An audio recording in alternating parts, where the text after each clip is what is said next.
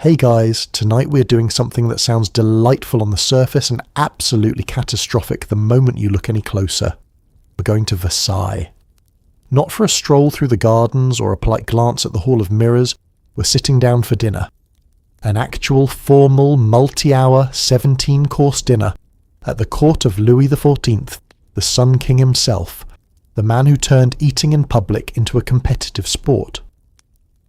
Before you get comfortable, take a quick moment to like the video and subscribe, but only if you actually enjoy what I do here. A huge, genuine thank you to everyone who suggested a Versailles episode. I read every comment and your ideas genuinely shape where this channel goes, so thank you for that. We're also now on Spotify, so if you'd rather let this wash over you while you stare at the ceiling in the dark, the link is in the description. Now dim those lights, pull the blanket up, maybe turn on a fan, and get settled in. Because tonight you're going to need the comfort. Let's pause for a moment. Have you ever wondered what it would actually feel like to eat dinner at the most powerful court in the world? Did people enjoy the food, or were they too busy performing? Were there rules about how to hold a fork, and if you broke them, would someone actually say something? Could you accidentally insult the king by chewing wrong? Was there a correct facial expression for soup? How long did these dinners actually go? Could you leave to use the bathroom, and if so, where exactly was that? And what happened if the king looked at you? Were you supposed to look back, or would that get you exiled to somewhere cold and very far from Paris? Congratulations, you've just arrived at the Palace of Versailles. The year is 1685. You're dressed in something that weighs roughly as much as a small sofa. Your wig is powdered, your shoes have heels, and somewhere in this marble labyrinth, dinner is about to be served. You have no idea what you're doing. Neither does anyone else, but everyone here is absolutely pretending otherwise. Let's talk about dinner prep. Not the cooking, someone else is handling that in a kitchen. So far from the dining room, your food will be cold before it arrives. We're talking about getting you ready, because at Versailles, showing up to dinner is not something you do, it's something you survive. The process of dressing for a formal court dinner could take upward of 3 hours, involve multiple attendants, and require you to stand completely still while strangers laced, pinned, powdered, and prodded you into a silhouette that said, "I am a person of consequence," while every inch of your body said, "I am a person in physical distress." Your corset, if you're a woman, was pulled tight enough to restrict breathing to a decorative minimum. Your coat, if you're a man, was stiff as furniture, and neither of you, under any circumstances, was allowed to look like you found any of this uncomfortable. The attendants arrived before you were fully awake. That was the custom. You didn't dress yourself at Versailles, not if you had any standing at court. Having someone else dress you wasn't laziness, it was a declaration. It meant you were important enough to require assistance, and the specific people who assisted you were themselves ranked according to the honour of the task they performed. The person who handed you your chemise was of a certain rank. The person who tied your laces was of a slightly different rank. Someone else was responsible for your shoes. A separate person handled your jewellery. And all of them had to be present in the correct order, performing their specific function at the correct moment, because if the wrong person handed you the wrong garment at the wrong time, you had a small social incident on your hands before you'd even left the bedroom. For women, the foundation of the whole enterprise was the stays, what we would now call a corset, though calling it that in polite company at Versailles would have earned you a look. These were boned with whalebone or reeds, laced from behind by someone with strong hands and no particular sympathy for your rib cage. The goal was a silhouette, narrow waist, high chest, shoulders back, spine straight. What this produced, in practice, was a woman who could not bend at the waist, could not take a full breath, and who would spend the next 5 hours sitting, standing, and curtsying in a garment specifically designed to prevent her body from doing any of those things comfortably. The skirts over the top were heavy, structured with hoops or padding, and dragged slightly when you walked, which meant you had to learn to move in a way that suggested you were floating rather than hauling 3 kilograms of silk across a marble floor. For men, the picture was only marginally better. The coat, a formal justacorps, was cut tight through the chest and sleeves, heavily embroidered and worn over a waistcoat that was also embroidered, over a linen shirt with lace at the cuffs that had to fall at exactly the correct length below the coat sleeve. Not longer, not shorter, exactly. Then breeches, buckled at the knee, then stockings, pulled smooth with the dedication of someone preparing for inspection, then shoes, then sword, worn purely decoratively, though it added weight to your hip that would become deeply unpleasant by the third hour of standing, then powder. Everything that could be powdered was powdered. Your wig, your face, occasionally your coat. The powder was white or grey, made from starch or chalk, and it drifted. It drifted onto your dark clothes, into your eyes, into the air around you like a fine, expensive fog. You sneezed, once, quietly, into a handkerchief. Someone handed you a fresh handkerchief. The dressing continued. By the time you were finished, you looked magnificent. You looked like the portrait of a person, the idealized two-dimensional version of nobility that artists were paid handsomely to produce.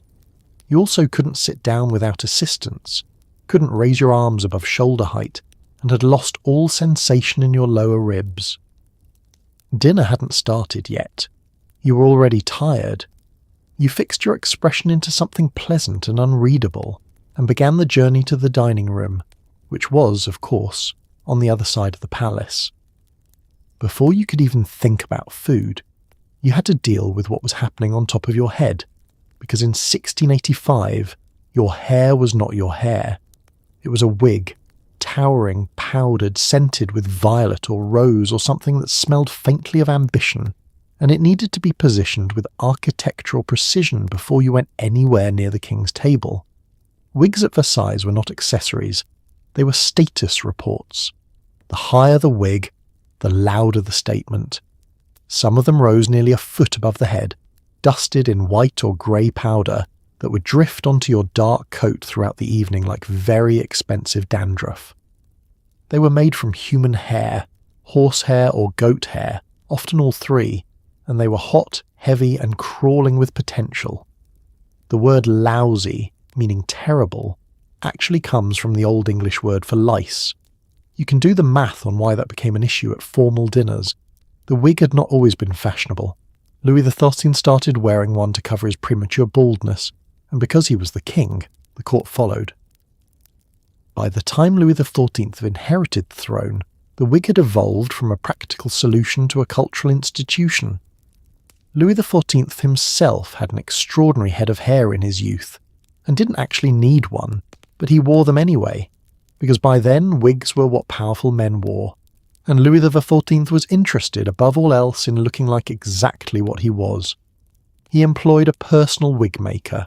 In fact, he employed 40 of them, because 40 seems like the correct number of wig makers for the Sun King to employ, and anyone who disagrees can take it up with the Sun King. The variety available by the late 17th century was extensive. There were full-bottomed wigs that cascaded over the shoulders in great rolling waves of curled hair, worn for the most formal occasions. There were campaign wigs, slightly more restrained, named for the battlefield because even war apparently required appropriate hair.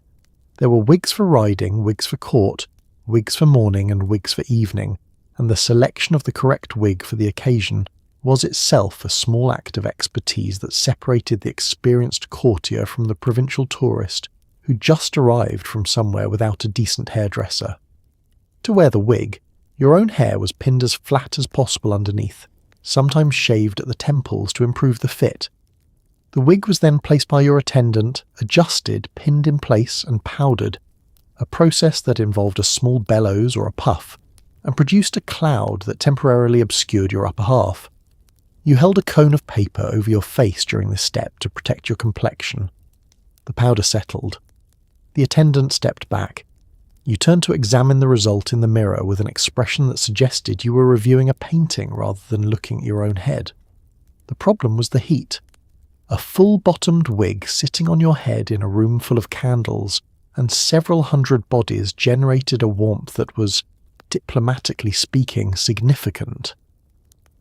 By the second hour of a formal dinner, you were warm in a way that had nothing to do with the weather and everything to do with wearing what amounted to a fur hat inside a palace, lit almost entirely by open flame.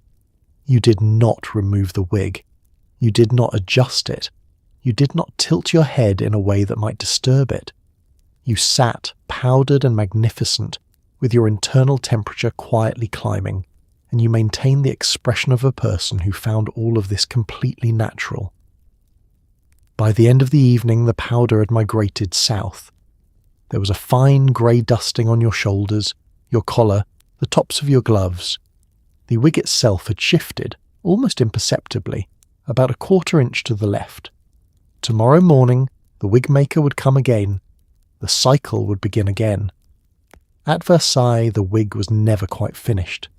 It was merely between appointments.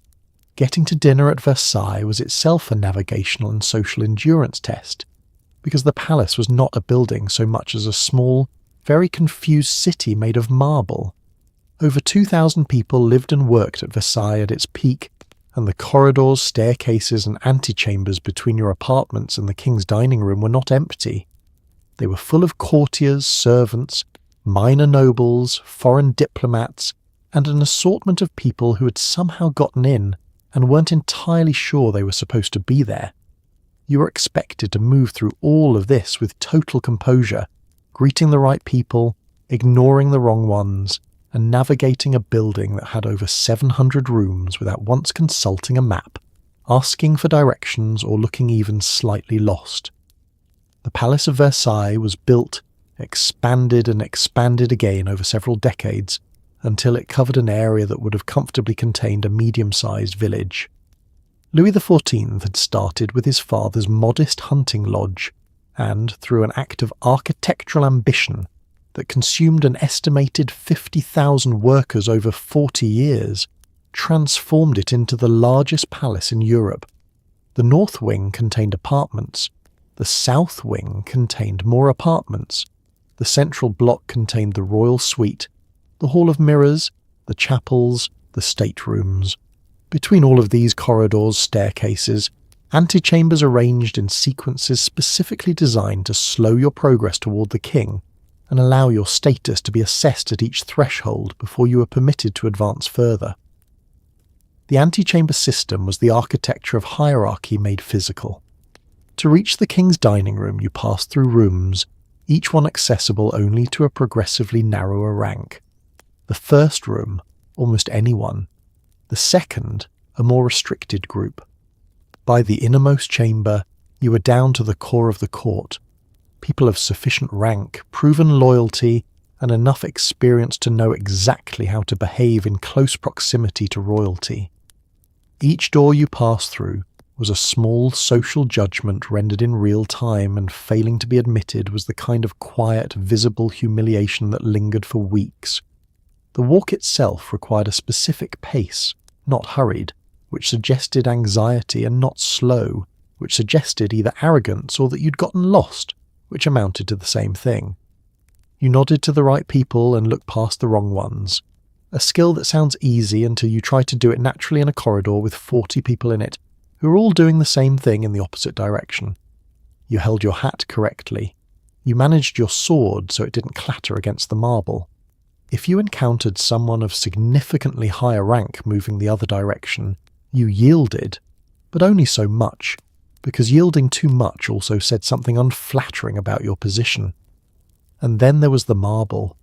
Versailles was beautiful, and it was cold, and it was hard, and the shoes you were wearing, heeled, buckled, made for looking at rather than walking in, were in active conflict with the floor.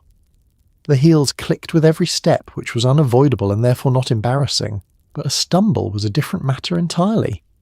People did stumble. People occasionally fell. The correct response from onlookers was to see nothing.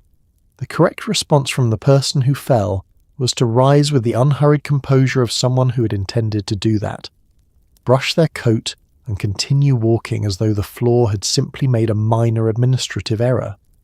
By the time you arrived at the antechamber nearest the dining room, you had already performed for 20 minutes. You were already tired. The dinner hadn't started. This was just the walk there. You've made it to the antechamber. This is already a victory. Now comes the part where you have to simply exist in a room full of people who are all, simultaneously, trying to be seen by the right people without appearing to be trying to be seen by anyone. The French court had elevated social performance to something approaching a competitive discipline, and arriving at a formal dinner was no different. You couldn't walk in too quickly that suggested desperation, too slowly that suggested arrogance, unless you were important enough to pull it off, which you almost certainly were not. You needed to scan the room with your eyes while keeping your face in a state of mild, pleasant vacancy, locate anyone of higher rank than yourself, acknowledge them at exactly the right moment, and position yourself somewhere that said, "I belong here," without saying anything at all. The antechamber before the formal dining room was, in essence, a waiting room for people who would have died rather than admit they were waiting. Everyone was doing something purposeful, consulting a small piece of paper, speaking in low tones to a companion, examining an imaginary thread on their glove, while simultaneously tracking every entrance, every departure, every shift in the invisible social weather of the room. It was the 17th century equivalent of staring at your phone in a meeting. All the performance of occupation with none of the actual activity. Eye contact was its own language here. The wrong glance, held too long or withdrawn too quickly, communicated something, and it wasn't always what you intended. Looking directly at someone of significantly higher rank without being invited to do so was presumptuous. Failing to look at someone who expected to be acknowledged was an insult. Looking at someone you'd previously snubbed, or who had previously snubbed you, required a precise calculation of current circumstances before your face committed to anything. The average courtier entering a room at Versailles was processing approximately the same amount of social data as an air traffic controller, while also managing their wig, their sword, their posture, and the question of where to stand. Positioning mattered enormously. The room had a hierarchy of locations, invisible to the untrained eye but completely legible to anyone who had spent more than a fortnight at court. Near the fireplace was warm and desirable, but the best spots near the fire were occupied by people whose rank entitled them to be there, and who would glance at you with polite blankness if you approached too close.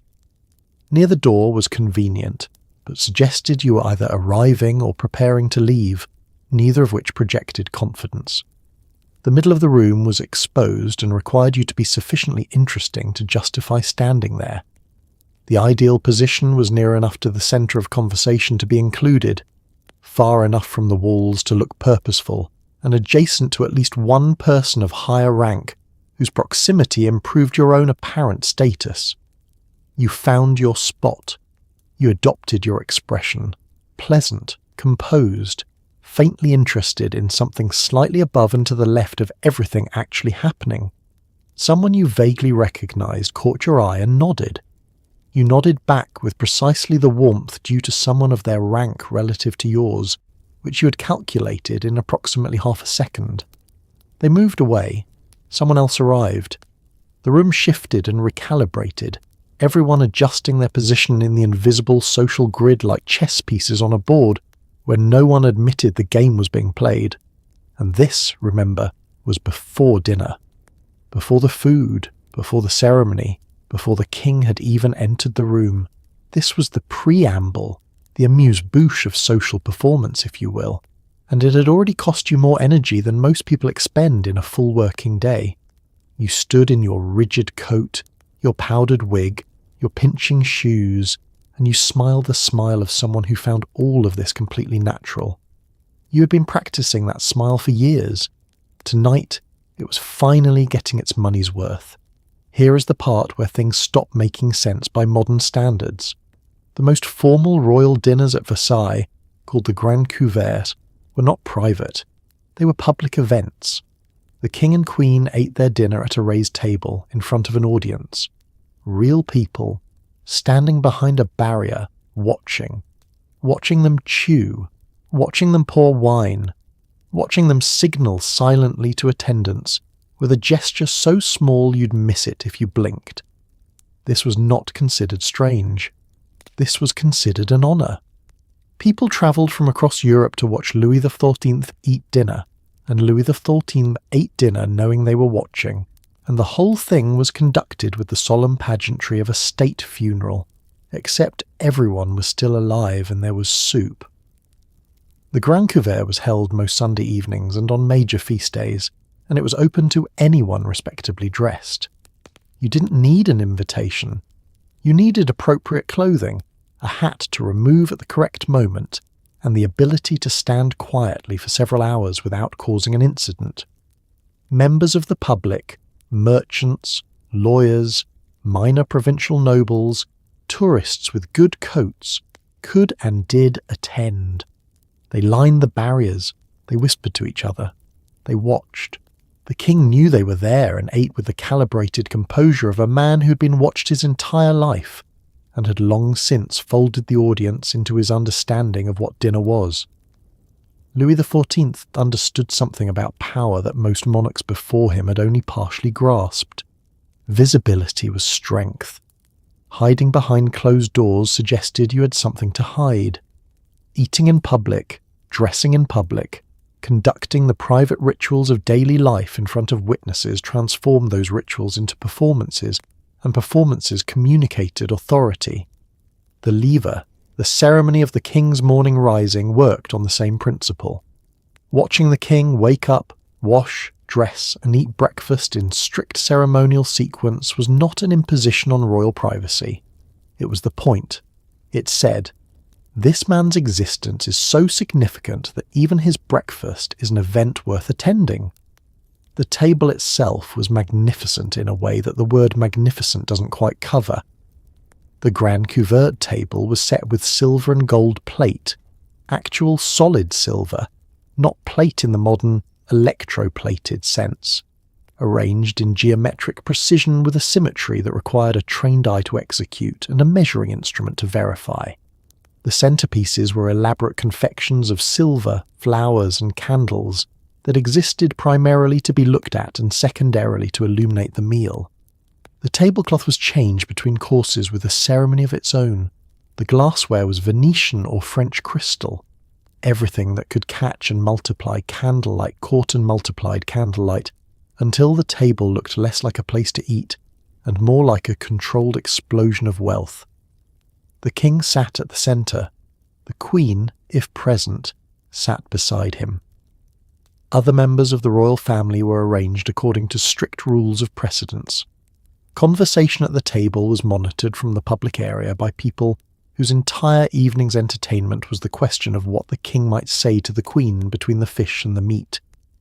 Foreign visitors wrote about it in letters home with the tone of someone describing a phenomenon they weren't sure they'd fully understood. The king ate an extraordinary amount, they reported, consistently across decades. He ate with great appetite and apparent pleasure. He did. Louis XIV ate with the enthusiasm of a man who genuinely loved food and felt no obligation to pretend otherwise, which was, in its own way, the most regal thing about him. You stood behind the barrier and you watched. You had travelled 3 days to be here. It was undeniably dinner. Let's address something that might be troubling you. Chairs. Specifically whether you got one. At Versailles, seating was not a given. It was a privilege, a declaration, a social statement issued from on high. The king sat. That was established and non-negotiable. After that, things got complicated. Royal family members of certain ranks were entitled to armchairs. Lesser royals got chairs with backs. Duchesses got stools. Anyone below that rank stood for hours through multiple courses, on marble floors, in heeled shoes, in an outfit that weighed as much as a golden retriever. There are accounts of women fainting at formal dinners not from shock, hunger, or the emotional intensity of watching someone eat consommé, but simply from the combination of tight lacing, marble underfoot, and the physical impossibility of standing for 4 hours without moving. The seating hierarchy at Versailles was called the tabouret system, named for the small upholstered stool that certain noblewomen were entitled to use in the Queen's presence. The right to a tabouret was not a minor distinction. It was a formal privilege conferred by the king, registered in the official records of the court, and fought over with the intensity of people who understood that the difference between sitting and standing in this specific room was the difference between being considered significant and being considered furniture. Duchesses had the right to sit on a stool in the Queen's presence.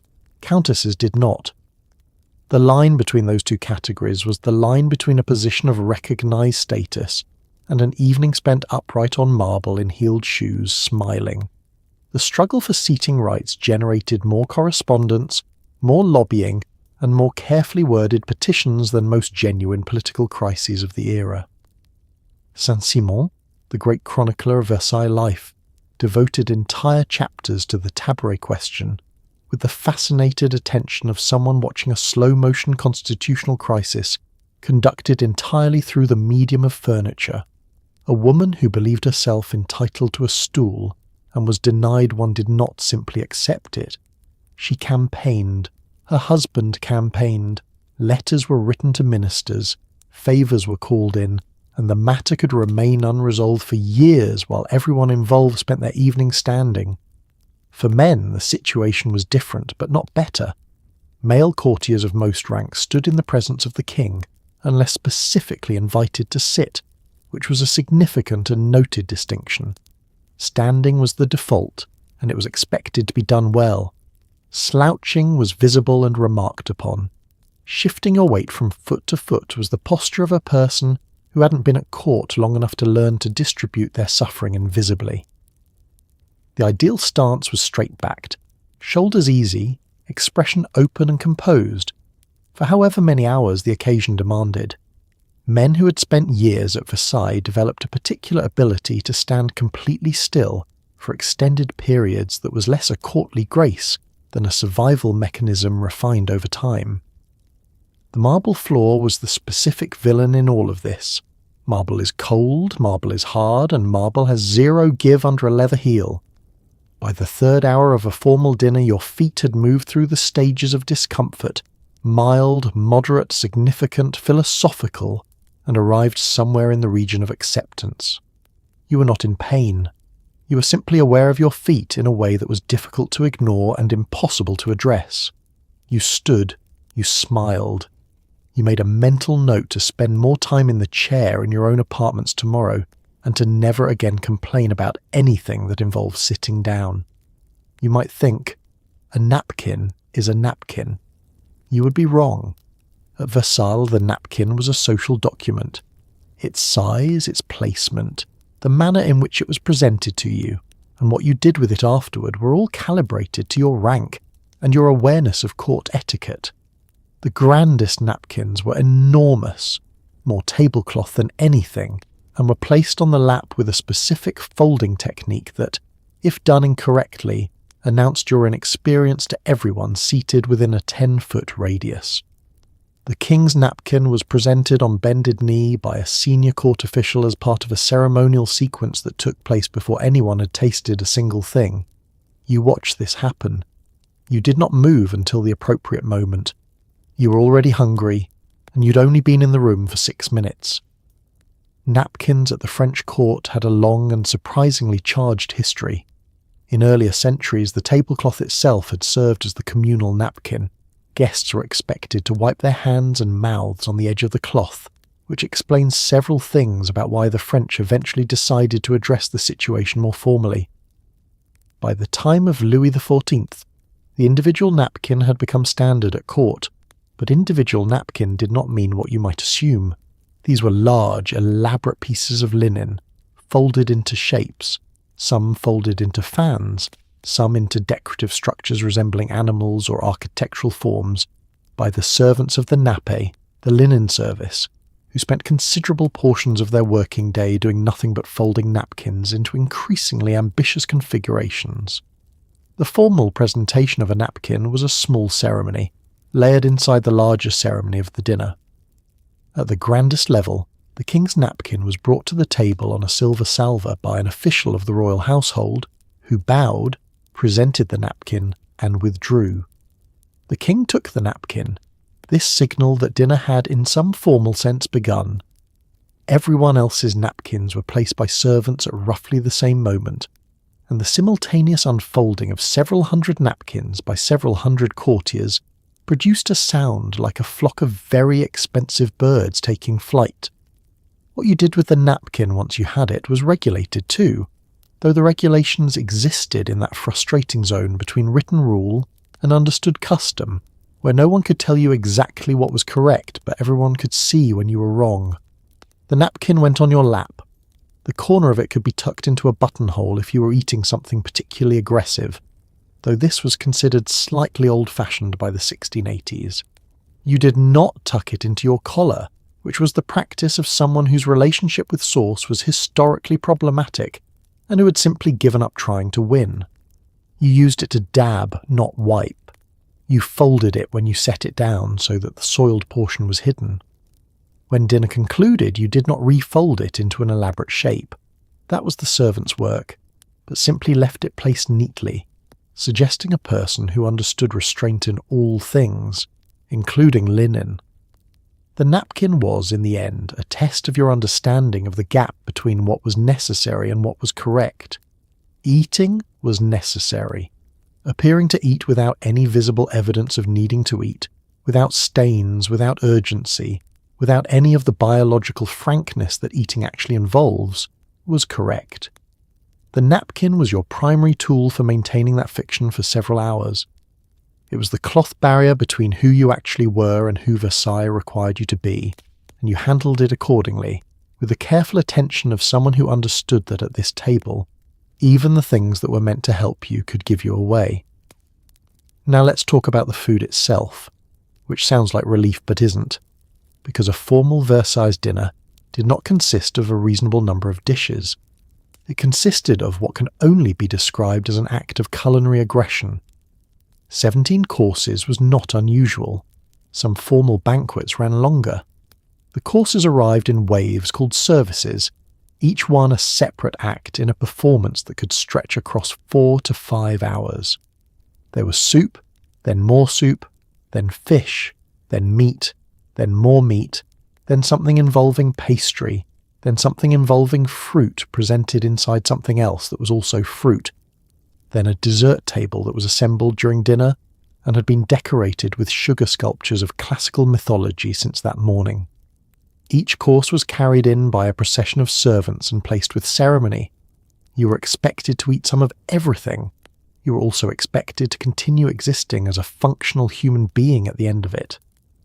French court cuisine in the age of Louis XIV was in the middle of what historians of food call a revolution, and what everyone's digestive system at the time called an ongoing experiment. The medieval tradition of heavily spiced sweet and savoury combinations, meat with sugar, fish with cinnamon, everything buried under enough spice to prevent you asking what it originally was giving way to something more recognisably modern. Sauces that enhanced rather than concealed, the separation of sweet from savoury, and an emerging philosophy of French cooking that would eventually convince the entire world that France had invented food. The chef François Vatel, who famously died by suicide because the fish delivery was late for a royal dinner and he could not face the dishonour, is a useful illustration of how seriously these people took this. The first service was the soups, and there were multiple, because one soup was not a beginning, it was a gesture. There were thick potages and clear bouillons, served in deep bowls, approached carefully, eaten in small measured spoonfuls at a pace that matched the king's own. After the soups came the entrees, fish, then poultry, then roasted meats, each presented in complex preparations that required substantial kitchen labour to produce, and required you to consume, with an expression that suggested you were appreciating the work, rather than desperately trying to pace yourself across 17 courses. Then came the roast, the rot, a separate service of whole birds and joints of meat, carved at the table with a ceremony of its own, then entremets, dishes between the main courses that occupied a middle ground between savoury and sweet, including vegetables prepared in elaborate ways that justified their inclusion in a meal of this scale, then the dessert service, which was its own event, then fruit, then potentially more dessert because the sugar sculptures hadn't been fully appreciated yet, and someone had spent all morning on that swan. Louis XIV ate all of it. This is documented by multiple witnesses over several decades. He had a digestion that historians of medicine have described with a mixture of admiration and scientific bewilderment. He was also, by the time of most formal dinners, a man of considerable size, which, under the circumstances, seems less like a personal failing and more like an entirely predictable outcome of eating in this manner multiple times per week for 50 years. You, across the table, managing your portions and your expression, looked at the 17th course arriving and experienced something between admiration and despair. You ate some of it. You looked like you were glad it was there. Tomorrow you would not be hungry until approximately Wednesday. Here is a detail that no amount of ceremony could solve. The food was cold. Not always, not dramatically, not left in the garden overnight cold, but by the time 17 dishes had travelled from the palace kitchens, which were deliberately located far from the royal apartments to reduce fire risk, through half a mile of marble corridor, up staircases, through anteroom after anteroom, carried on silver platters by servants who moved at a formal pace because running was undignified. The soup was lukewarm at best. The roast was room temperature. The elaborate pastry creation was the same temperature it had been 3 hours ago when it was constructed. Louis XIV, by multiple accounts, had an iron stomach and ate with breathtaking speed, ploughing through his food at a pace that suggested he'd long since stopped caring whether it was hot. His courtiers did not have this luxury. They ate their cold soup with the composed expressions of people who had made their peace with it. The kitchen arrangements at Versailles were a masterpiece of architectural compromise between competing disasters. Put the kitchens close to the royal apartments and you risked fire, which in a building of this size and with this many candles already present was not a theoretical concern. You also risked smell, the smell of active cooking, of roasting meat and simmering stocks, drifting into the staterooms and perfuming the king's presence with something that was wonderful in a kitchen and inappropriate in a throne room. So the kitchens were placed at a distance. The offices, the preparation areas, the pastry kitchens, the confectionery were further still. Everything had to travel. The silver plate helped, in theory. Silver conducts and retains heat, and the covered dishes used for the formal service were designed with this in mind. But silver conducts cold just as efficiently as heat, and by the time a platter had been carried through several unheated marble corridors in a French winter, it had abandoned its original purpose and become a very expensive serving of room-temperature food. Attempts were made, braziers of hot coals positioned along the route, heated cabinets near the serving room, covered dishes stacked to preserve warmth. But against the physics of a half-mile walk in November, these were optimistic gestures rather than genuine solutions. The king knew the food was cold. Everyone knew the food was cold. This was simply the condition under which dinner at Versailles operated, accepted with the same cheerful resignation with which one accepts all the inconveniences of being the most powerful court in Europe. The wine was good. The company was carefully curated. The table was beautiful in a way that made cold soup feel like a secondary concern. You ate your soup. It was not hot. You remarked to no one, either aloud or with your expression, that it was not hot.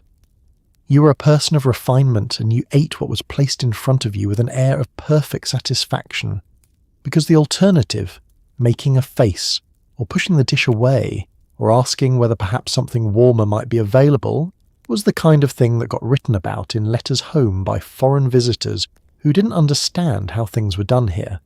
There are accounts of Louis XIV occasionally eating food so hot it burned the attendant serving it, which suggests that when speed was his priority, he ate before the heat had time to escape. For his courtiers, sitting at longer stretches of table, further from the kitchen, served second or third in sequence. This was simply not an option. You ate your roast at whatever temperature had arrived in the room and found it delicious, because Versailles required you to find everything about Versailles delicious, even the parts that were objectively the temperature of a moderately warm afternoon in March. You were seated, or standing, in front of a table that held more food than a modern restaurant serves in a full evening. And yet, the question of what you were actually allowed to eat was more complicated than it appeared. Certain dishes near the head of the table were placed there for specific individuals, and reaching across someone to access them was a social catastrophe. If you were of lower rank, you ate what was placed directly in front of you and waited. If a dish you wanted was at the other end of the table, you politely did not want it. There was also the matter of pacing. You did not eat faster than the king, which meant the entire table moved at his tempo, and Louis XIV was famously described by his sister-in-law as eating 4 plates of soup, a whole pheasant, a partridge, a large plate of salad, 2 slices of ham, mutton with garlic, a plate of pastry, and then fruit and hard-boiled eggs, without pausing meaningfully between any of it. The formal dinner table at Versailles was organised according to principles that looked, to the uninitiated, like a generous and democratic spread of options. Food was placed across the full length of the table in each service, visible to everyone present, suggesting that everyone present might reasonably help themselves. This suggestion was incorrect. The layout was symbolic first and practical second. The most prestigious dishes, the largest joint, the most elaborate preparation, the centrepiece of each service, were placed at the king's end of the table and were understood to be for the king and those immediately surrounding him. They were not under normal social physics for you. What was in front of you was what you ate. This sounds simple until you consider that what was placed in front of you at a given dinner depended on where you were seated, which depended on your rank, which was assessed and assigned with a precision that the modern concept of assigned seating at weddings does not begin to approach. The closest seats to the king carried the greatest social prestige and the most interesting food.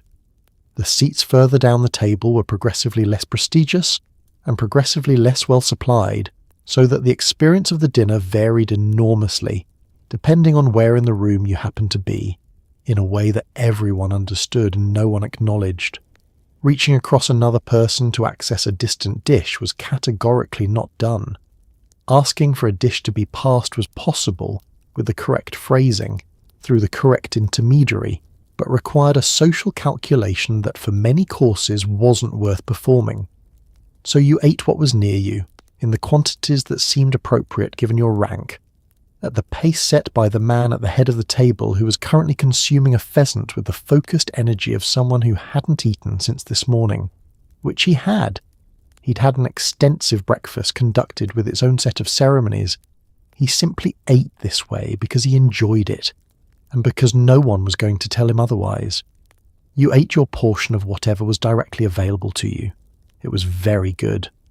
French royal kitchens in the 17th century employed some of the finest cooks in Europe, working within a tradition that would define Western cuisine for the next 2 centuries, and even the dishes that arrived at the less prestigious end of the table, slightly cooler than intended, were technically excellent. You ate carefully, tidily, at a pace that matched the room without obviously matching the room, and you thought about the dish near the king's end that you'd been looking at for 20 minutes, and would not be trying tonight or, realistically, ever. You turned back to your plate and found it, upon reflection, perfectly adequate. You were a person of refinement. You were used to this. You ate your cold soup. It was fine. Wine at Versailles was not poured. It was summoned. If you were near the king's table and wanted wine, you didn't reach for a glass. There was no glass sitting in front of you, because glasses left on tables were considered common. Instead, you caught the eye of an attendant who caught the eye of another attendant, who retrieved your glass from a sideboard, carried it to you on a small tray, poured your wine, and then took the glass away again. Every time you wanted a sip, you repeated this process. If you were at a less exalted table, you had a slightly simpler version of the same problem. The wine itself was excellent, the king's cellar was extraordinary, but the act of drinking it was a bureaucratic exercise that made a simple glass of Burgundy feel like filing paperwork in an unfamiliar language. The wine at Versailles came primarily from Burgundy and Champagne, regions whose output Louis XIV had essentially adopted as personal property through the force of his preference. His physician, the famously opinionated Fagon, had at one point prescribed him Burgundy wine medicinally, on the grounds that it was better for his constitution than the champagne he preferred. Louis XIV listened to this advice, and then continued drinking what he wanted, because he was Louis XIV, and his constitution was not Fagon's business. The court followed the king's cellar with the attentiveness of people who understood that drinking the wrong wine in the wrong company communicated something unfortunate about your taste, your connections, or both. The system of glass management that made wine service at Versailles so elaborate was not accidental. It was a deliberate architectural choice in the grammar of court behaviour, designed to ensure that every interaction with the table, every request for food, every desire for drink, passed through a human intermediary, a servant, a functionary, a person whose specific role was the mediation of your desires through official channels. This prevented the informality of simply having things. Having things at Versailles was common. Being provided things through ceremony by the correct person at the correct moment was how you demonstrated that you belonged here. The wine steward, the échanson, oversaw a small department dedicated entirely to the management, temperature and service of wine at the royal table.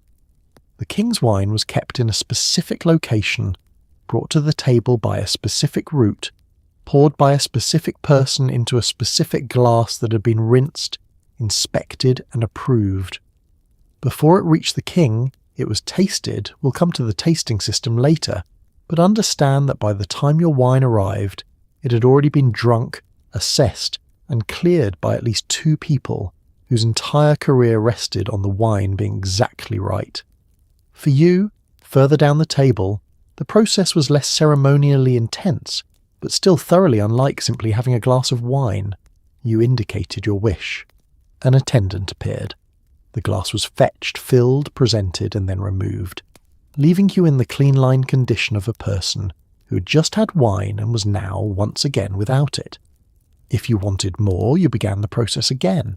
There was no bottle left on the table. There was no carafe within reach. There was the mechanism of the service, and you operated within it. Or you went thirsty in a palace with one of the finest wine cellars in Europe, which is a specific kind of frustration that takes a moment to fully appreciate. By the 3rd hour of dinner, you had requested wine 5 times. You had consumed in total approximately 1.5 glasses. Each glass had been excellent. Each glass had also required a minor social performance to obtain. You were simultaneously slightly wine-warmed and deeply aware that relaxation at this table remained theoretical. The fork was still relatively new at Versailles in the later 17th century, and the rules around its use were still being worked out in real time by people who cared about this more than you can currently imagine. Using a knife to bring food directly to your mouth, still done by many people, including some adults who should have known better, was considered barbaric. The fork was supposed to solve this, but the fork introduced its own set of anxieties. How many tines? Which fork for which course? What did you do with your hands between bites?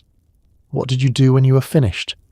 Where exactly did the fork go when you put it down? At what angle, facing which direction? And what did that signal to the people watching? There are actual surviving etiquette manuals from the period dedicated entirely to these questions. The fact that they needed to be written down suggests the situation was, diplomatically speaking, not yet resolved. The fork's journey to respectability in European dining was a surprisingly contentious one. It had existed in various forms for centuries. The ancient Greeks used them, the Byzantines used them, but its adoption in Western European table settings had been slow, uneven, and frequently resisted on moral grounds. In the 11th century, a Byzantine princess had brought forks to Venice and used them at her wedding feast, and a church official had publicly condemned her for the extravagance, which is a sentence that tells you everything you need to know about where European cutlery stood for several centuries afterward.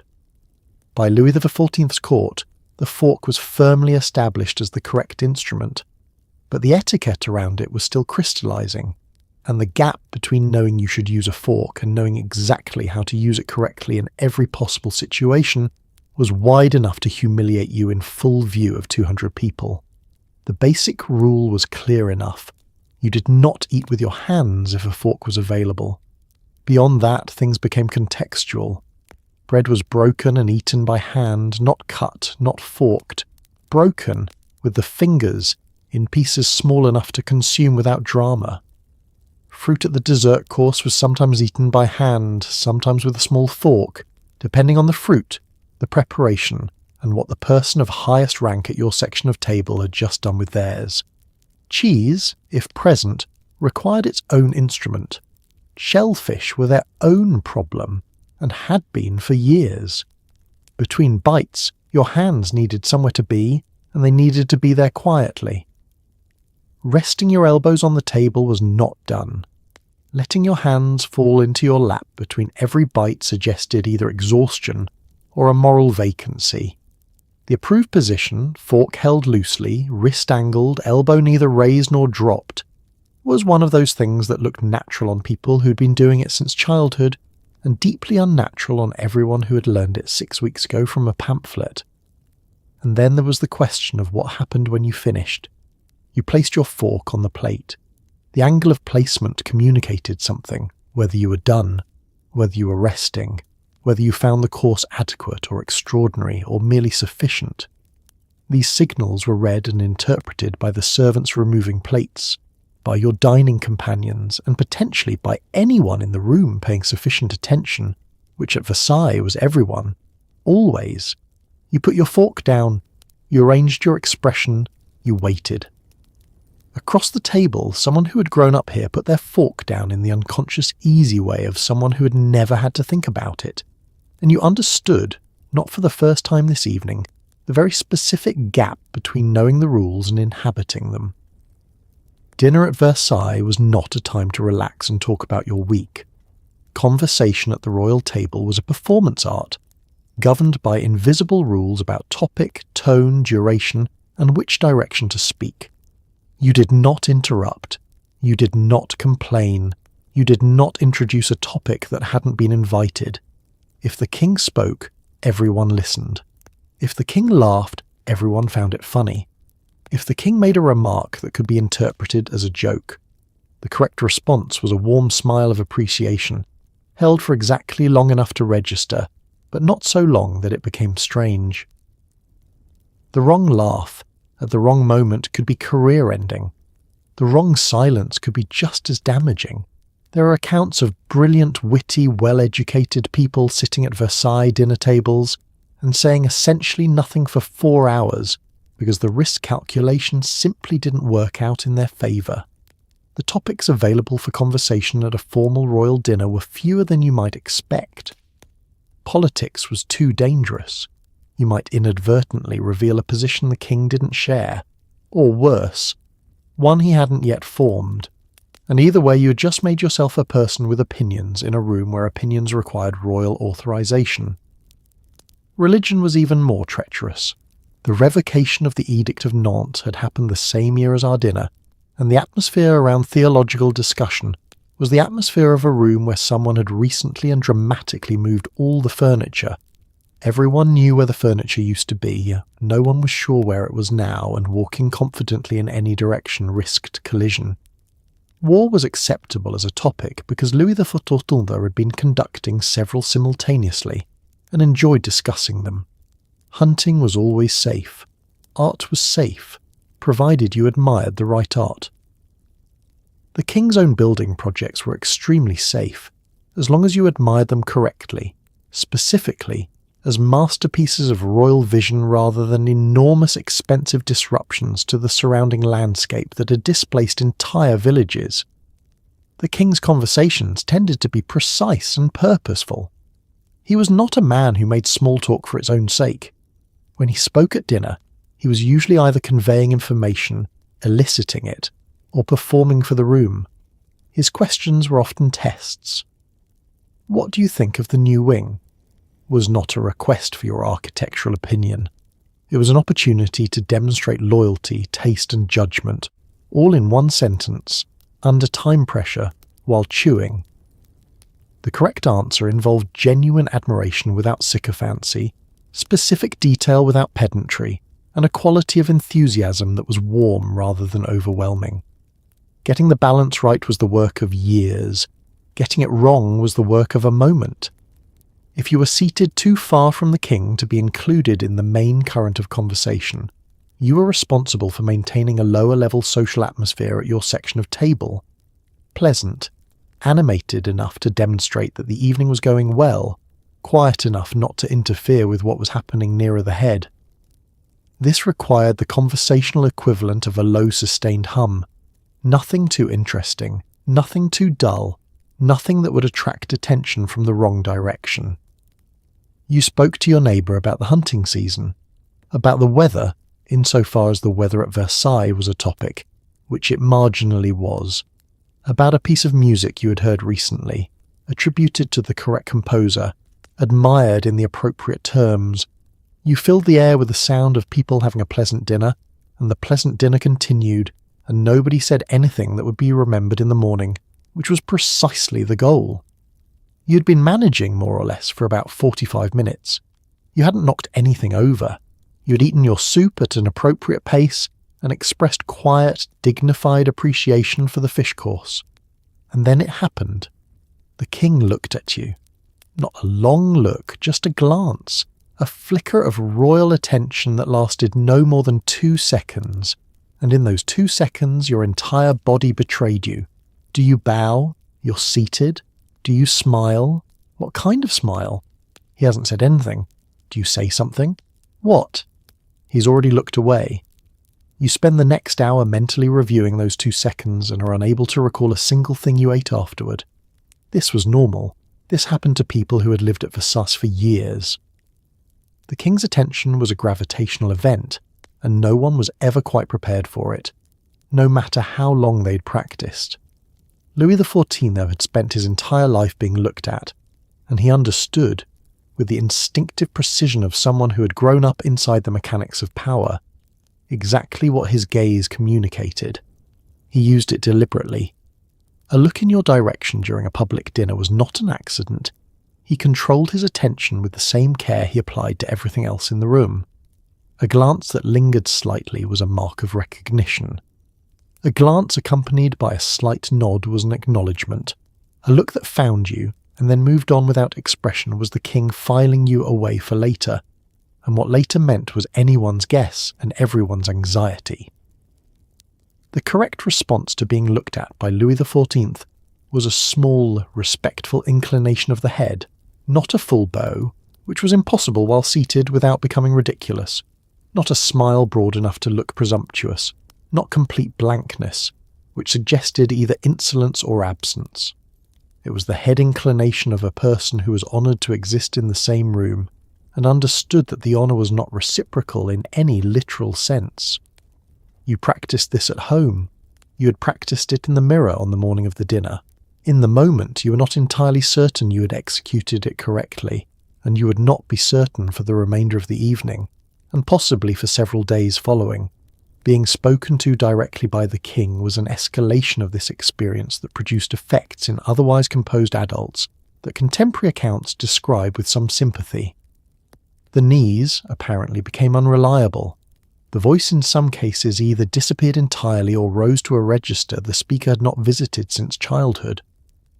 The wit that you had been carefully assembling all evening, the polished remarks, the calibrated responses, evaporated cleanly, leaving you with whatever words happened to be closest to the surface, which were not always the words you would have chosen.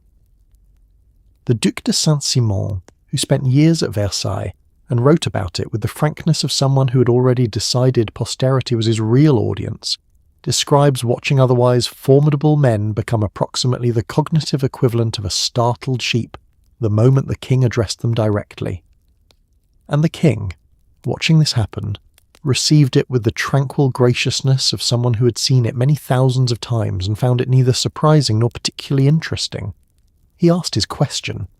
You answered it, in the words available to you, in the voice that came out. He nodded. He moved on. And you sat for the rest of dinner with the warm, slightly vertiginous glow of a person who had just been directly addressed by the most powerful man in Europe and had replied in complete sentences which, under the circumstances, you were counting as a significant personal achievement. Bread at Versailles deserves its own conversation, because it was not what you'd call functional bread in the modern sense. It was white, expensive, refined, a demonstration of wealth in loaf form, and it arrived in specific rolls that were placed near your setting at specific intervals by servants whose entire role was bread. You did not slice it. You did not butter it with a knife in the way you might at home, assuming you had a home with butter and a knife and a relaxed attitude about dinner. You broke it carefully with your hands, taking small pieces, consuming them tidily, and leaving no visual evidence of enthusiasm. The butter, served separately, was shaped into decorative forms, flowers, swans, small architectural features, and presented as if the correct response was admiration before consumption. You admired it. You ate it. You looked like you'd done this before. You had not done this before. White bread in the 17th century was genuinely expensive, its whiteness achieved through milling processes that removed the bran and germ and produced a flour fine enough to bake the pale, soft, slightly yielding rolls that appeared at the king's table. The darker the bread, the lower the social position of the person eating it. This was a gradient that ran from the pure white rolls of Versailles all the way down to the coarse, dark, gritty bread that formed the caloric backbone of the peasant diet and occasionally contained ergot, which was a problem of a different kind. To eat white bread at Versailles was to eat the visual evidence of wealth, which was, at Versailles, most of what you ate. The bread arrived in small rolls, one per setting initially, replenished quietly by the bread servants, the panettiers, throughout the meal. Their work was invisible in the way that all good service at Versailles was invisible. Things appeared, things disappeared, and the table maintained its perfect composition, as though operated by discreet magic, rather than a department of trained specialists. The panettier who neglected a setting, who allowed a roll to grow stale, who placed bread too close or too far from the fork line, was failing in a role that others had competed for the opportunity to perform. The bread was simple, the bread management was not. Breaking bread rather than cutting it was the established practice, and it was one of those rules that sounds arbitrary until you understand its logic. Cutting bread with a knife produced crumbs with aggression, scattered them unpredictably, and suggested a relationship with bread that was more urgent than decorative. Breaking it, carefully, at the correct point, holding it slightly above the plate, produced smaller, more manageable pieces, and communicated a person at peace with their bread rather than in combat with it. Small pieces, one at a time. No pile of torn crust accumulating beside your plate that suggested you had been nervously dismembering your roll for the past 40 minutes, which of course you had not been, regardless of what the evidence showed. The butter sculptures were a genuinely extraordinary thing to encounter for the first time, and the correct response to encountering them, that expression of refined appreciation that preceded consumption, was something you had to learn rather than feel naturally, because the natural response to a small butter swan was more complicated than elegant admiration. Someone had made this. Someone had come in this morning with cold butter and small tools and carved a swan out of dairy fat, and now it was going to be spread on a roll and eaten at a dinner where the king was consuming a whole pheasant across the room. You took a small amount of butter from the swan, noted its quality without audible comment, applied it to a small piece of broken roll, and ate it with the composed expression of a person for whom swan-shaped butter was entirely unremarkable. Welcome to Versailles. Let's address the unavoidable reality that 4 to 5 hours is a long time to sit anywhere, and at some point your body is going to make a request that the formal protocol of Versailles does not especially want to acknowledge. The palace had toilets, guardrobes, closeted spaces tucked into the architecture, but using them during a formal dinner required navigating your departure and return without drawing attention, disrupting the seating arrangement, or appearing to have any physical needs whatsoever, because people of quality at Versailles were understood, in theory, to operate above the mundane demands of biology. In practice, the hallways of Versailles were famously also used for this purpose, by people who couldn't be bothered, or who couldn't find the garderobe, or who had simply made their peace with the marble floors being a shared resource. Saint-Simon and other memoirists mention this so casually that it is clear it was neither shocking nor infrequent. The garderobe, the private closet containing a seat over a chamber pot or waste shaft, existed throughout the palace, tucked into corners and alcoves with a discretion that suggested the architects understood that human biology was an ongoing situation even at the highest levels of civilization. The king himself had one, famously, and was attended to there with the same ceremonial scaffolding that surrounded every other aspect of his physical existence, because at Versailles, privacy in the modern sense was not a concept that had been allocated to the king's daily life. Everything was witnessed, even that. For a courtier wishing to leave the dinner table to use a garderobe, the social mechanics were delicate. You could not simply stand up. Standing up during a formal dinner at a table near the king was itself a notable event requiring some form of implicit acknowledgement, and your absence from the table, however brief, however understandable, would be observed and noted and potentially discussed in your absence, because at Versailles the absence of any person from any room was information about that person. You excused yourself with the minimum possible ceremony, returned with the minimum possible ceremony, and resumed your position as though you had simply stepped briefly into a different dimension, rather than down a corridor to address a biological necessity. The alternative that Saint-Simon and others document with such cheerful candour was the use of the corridor itself. This was not vandalism or revolutionary statement, it was simply pragmatism operating in a building where the garderobes were sometimes occupied, sometimes inconveniently located, and sometimes simply less accessible than the nearest corner. The marble corridors of Versailles were cleaned regularly by servants whose specific role included this, and the practice was understood as an accepted, if unmentioned, feature of palace life. Foreign visitors, encountering this reality for the first time, wrote about it in letters home with the tone of people who were simultaneously disgusted and deeply fascinated. The French wrote about it not at all, because it required no comment. The deeper absurdity which you were beginning to appreciate at around hour 3 of the formal dinner was that a building of this scale, constructed at this expense, designed to represent the absolute peak of human civilization and royal achievement, had a sanitation situation that your kitchen garden at home handled more effectively. The Hall of Mirrors reflected 17 chandeliers in 17 gilded frames, across 17 arched windows. The corridor just outside it occasionally reflected something considerably less magnificent. Versailles was, in this specific respect, the most extravagant and the most ordinary place in France simultaneously. You returned to your seat. You readjusted your napkin. You resumed your expression of cultured contentment. The dessert service was beginning. The Hall of Mirrors is one of the most photographed rooms in the world. 17 arched mirrors, each reflecting the gardens through 17 arched windows, the ceiling painted with the military glories of Louis XIV, the whole thing drenched in gold leaf and magnificence. What the photographs cannot convey is the smell, because Versailles, for all its splendour, did not smell the way a palace built by the most powerful monarch in Europe probably should have smelled. The drainage was poor. The waste management was creative in the wrong ways. Thousands of people lived in close quarters in a building not designed for that number of inhabitants.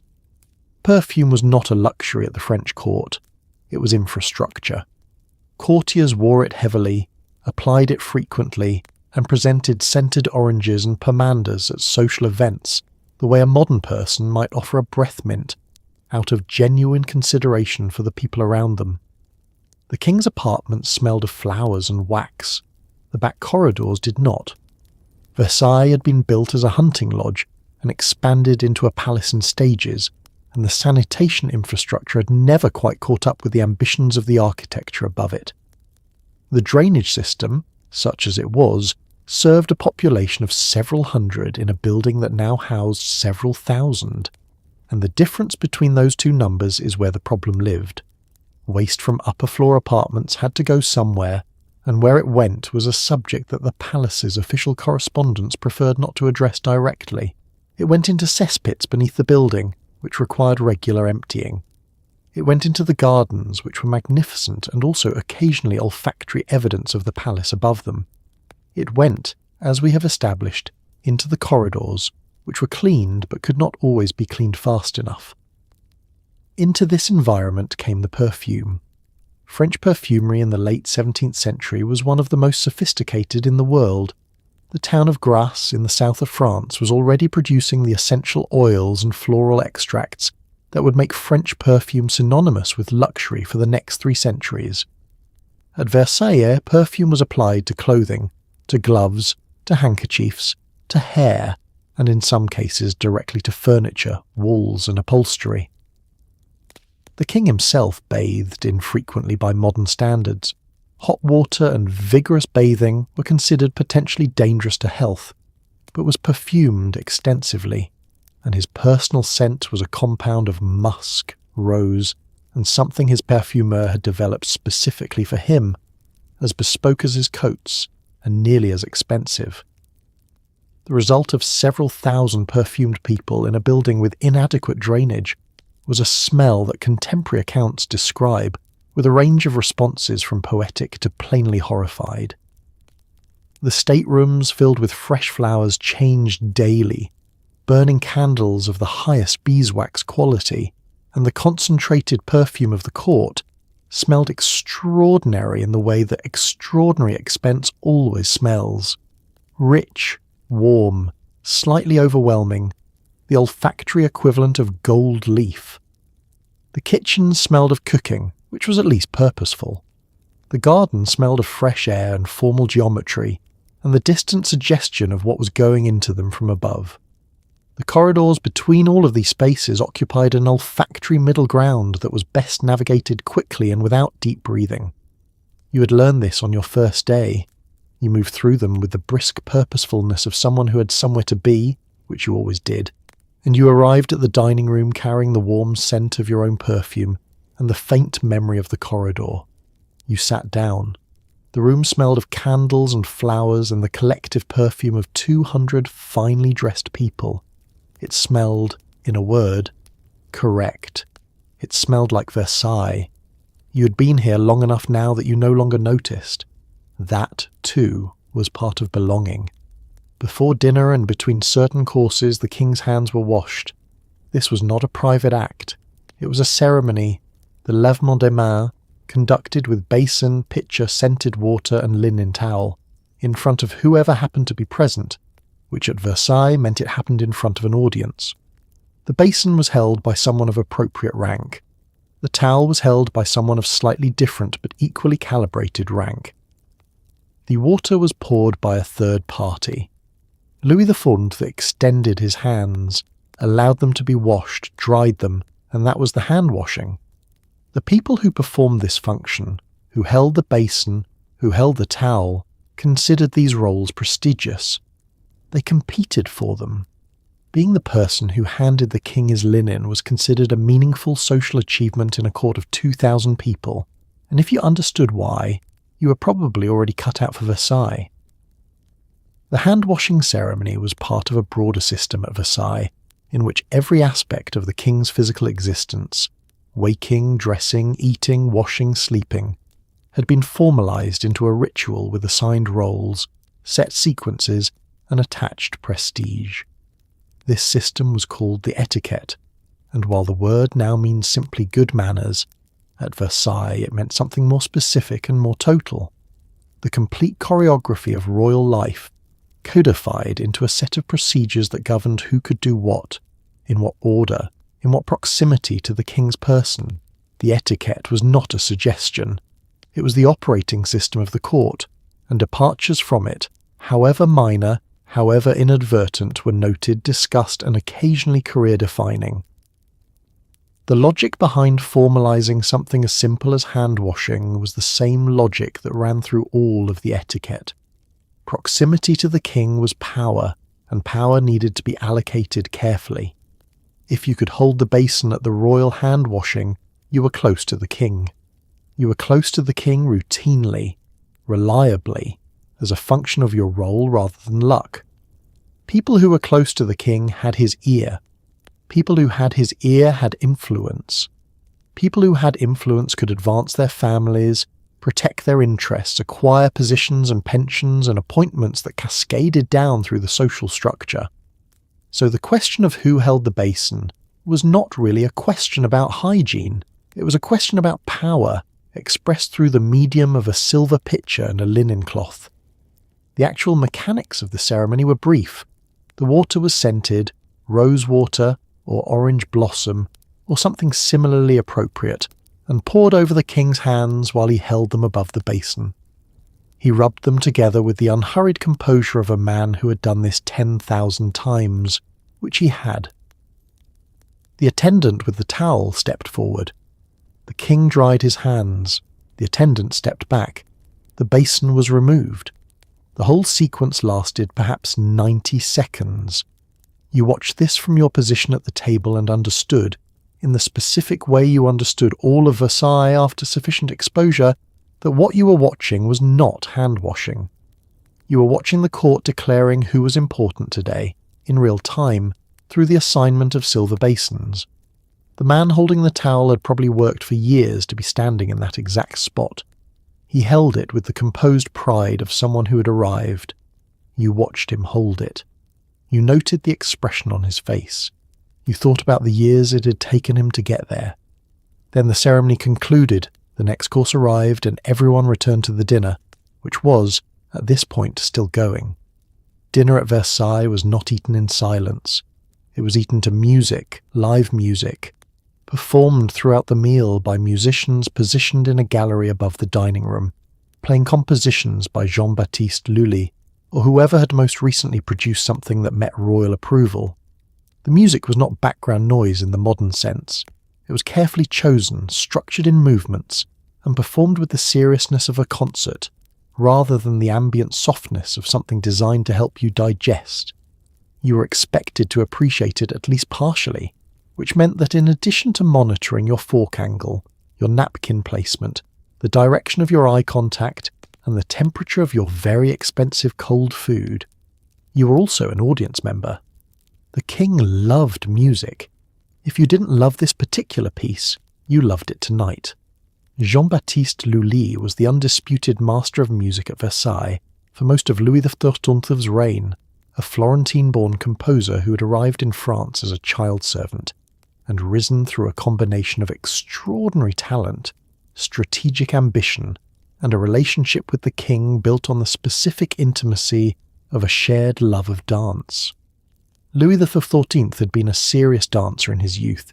He performed in court ballets as late as his early 30s, and Lully had composed music for those performances. The bond this created between composer and king was a professional arrangement of the kind that Versailles specialised in. Mutual need expressed through formality, affection expressed through commission, loyalty measured in output. Lully's music filled the dining room in the particular way that Baroque composition fills a formal space, with grandeur, with ornamentation, with a sense of ceremony that matched and amplified the ceremony happening below it. The musicians in the gallery above, strings, winds, occasionally brass, performed from written parts, following a conductor, with the disciplined precision of court musicians who understood that playing wrong notes at the king's dinner was the kind of professional miscalculation that did not resolve well. They had rehearsed. They would continue to rehearse. Tonight was not a rehearsal. The effect on conversation was interesting. The music was loud enough to provide a kind of privacy at individual sections of the table. Words spoken between neighbours were not easily overheard through the sustained sound of strings, but not loud enough to prevent the king's voice from carrying when he chose to speak, which it always did, because Louis XIV had the projection of a man who had never once in his life wondered whether people could hear him. The music shaped the emotional temperature of the room in ways that were partly intended, and partly simply the effect of good music on a room full of people who were already performing. Between pieces there was silence, and into that silence the sounds of the dinner returned. The clink of silver, the low murmur of conversation, the distant percussion of a course being prepared in the service rooms beyond. You became aware in those silences of how much of the room's texture the music had been providing, and then the next piece began, and the texture returned, and you settled back into the particular condition of a Versailles dinner, performing and being performed for, simultaneously, across 5 courses to an audience of 200 people who were all doing exactly the same thing. The music played on, you ate something you thought might be a quail. It was excellent, or at least it had been, before it cooled. You nodded slightly, in appreciation, to no one in particular. The dessert at Versailles was not a course, it was an installation. For major formal dinners, the dessert table was prepared separately, in a different room, sometimes by a different team of kitchen staff, and it was designed during the day to be revealed at the end of the meal with approximately the energy of a theatrical premiere. Sugar sculptures were the prestige item, figures from mythology, architectural miniatures, animals, floral arrangements, all built from spun and moulded sugar by confectioners who trained for years to produce work that would be admired for 20 minutes and then eaten. Arriving at the dessert table after several hours of the Grand Couvert was its own kind of journey.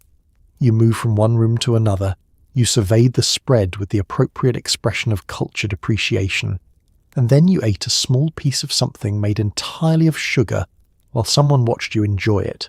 Sugar in 17th century France was expensive, imported from French Caribbean colonies, refined into various grades of whiteness and purity, and used by the court confectioners, the officier de bouche working in the officiery, as both ingredient and medium.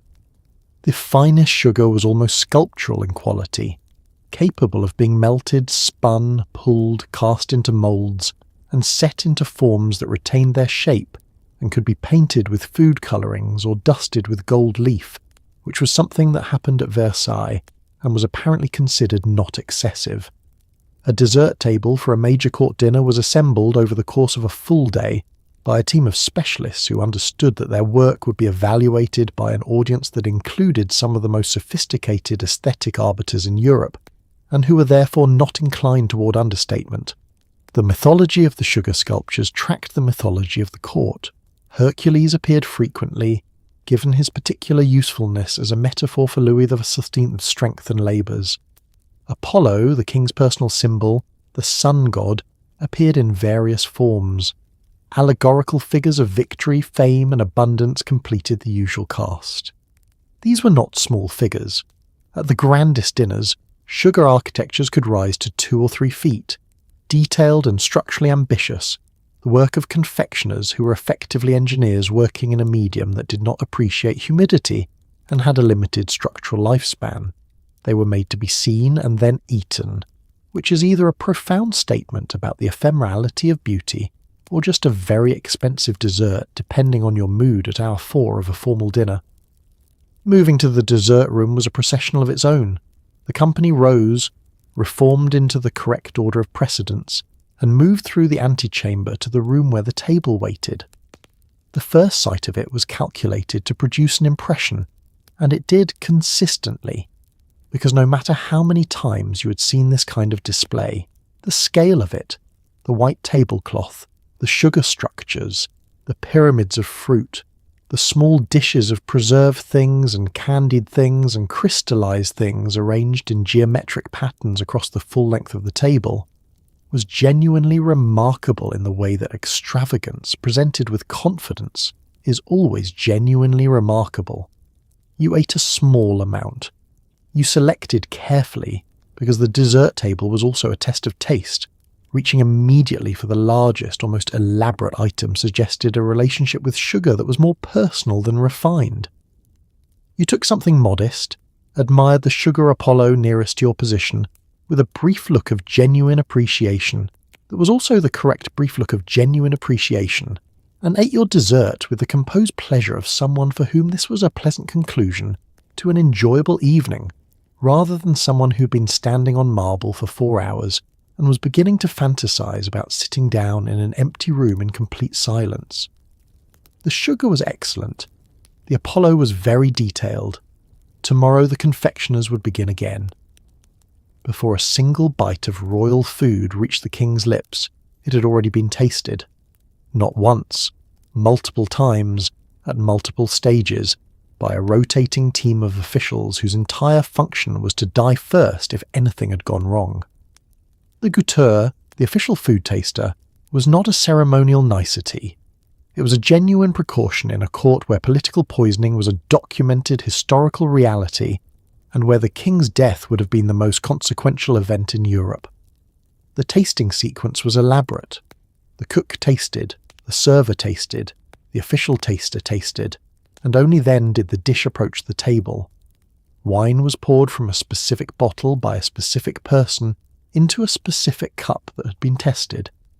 The king ate knowing that several people had already eaten the same food that morning without incident, which is both reassuring and, if you think about it for more than a moment, a little haunting. Poisoning at the French court was not an abstract fear imported from paranoid imagination. The decade just before our dinner had produced the Affaire de Poison, a scandal of such extraordinary scope and darkness that it had implicated members of the highest nobility, the king's own mistress, and a network of fortune-tellers, poisoners, and black mass performers operating in the shadows of the most civilized court in Europe. Dozens of people had been arrested, tortured, and executed. The king had been shaken in a way that he did not show publicly, but that had permanently altered the security architecture around his food, his person, and his immediate environment. The tasting system that existed at our dinner in 1685 was not the same tasting system that had existed 10 years earlier. It was more thorough, more layered, and staffed by people who understood with unusual clarity what the job actually meant. The mechanics of the food tasting began in the kitchen, where the cook responsible for a dish tasted it before it left the cooking area, both a quality check and an early precautionary measure. The dish then passed to a serving official who tasted it again at the point of transfer, verifying that nothing had changed between the kitchen and the corridor. By the time the dish arrived at the serving room adjacent to the dining room, a senior goûteur would taste a portion from each covered platter before it was carried to the table. This person occupied a position of considerable trust and considerable professional anxiety and was compensated accordingly with a salary, lodging, and the kind of status that derived from being essential to the king's continued existence. The wine system added its own layer. The king glass, and the wine poured into it, was managed by the premier échanson, the head wine steward, who poured the wine, placed a small quantity in a separate vessel called the taste vin, and drank from it before the glass was presented to the king. The taste vin itself, a shallow silver cup designed to show the colour and clarity of the wine, became one of the iconic objects of French wine culture and remains in use by sommeliers today, which is a pleasant connection to draw between the fear of assassination and the modern restaurant experience. For you, seated at the dinner table watching the tasting sequence operate in the background of the service, the effect was quietly extraordinary. Every dish that arrived had already been vouched for by a human life. Every glass of wine had been drunk by someone whose job was to be a prior version of you, absorbing any consequences before they could reach the king.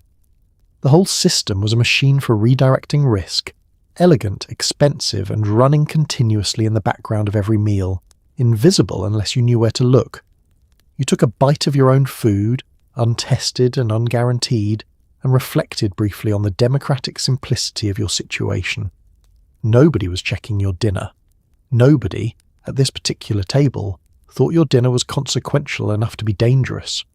You were, in this narrow sense, free.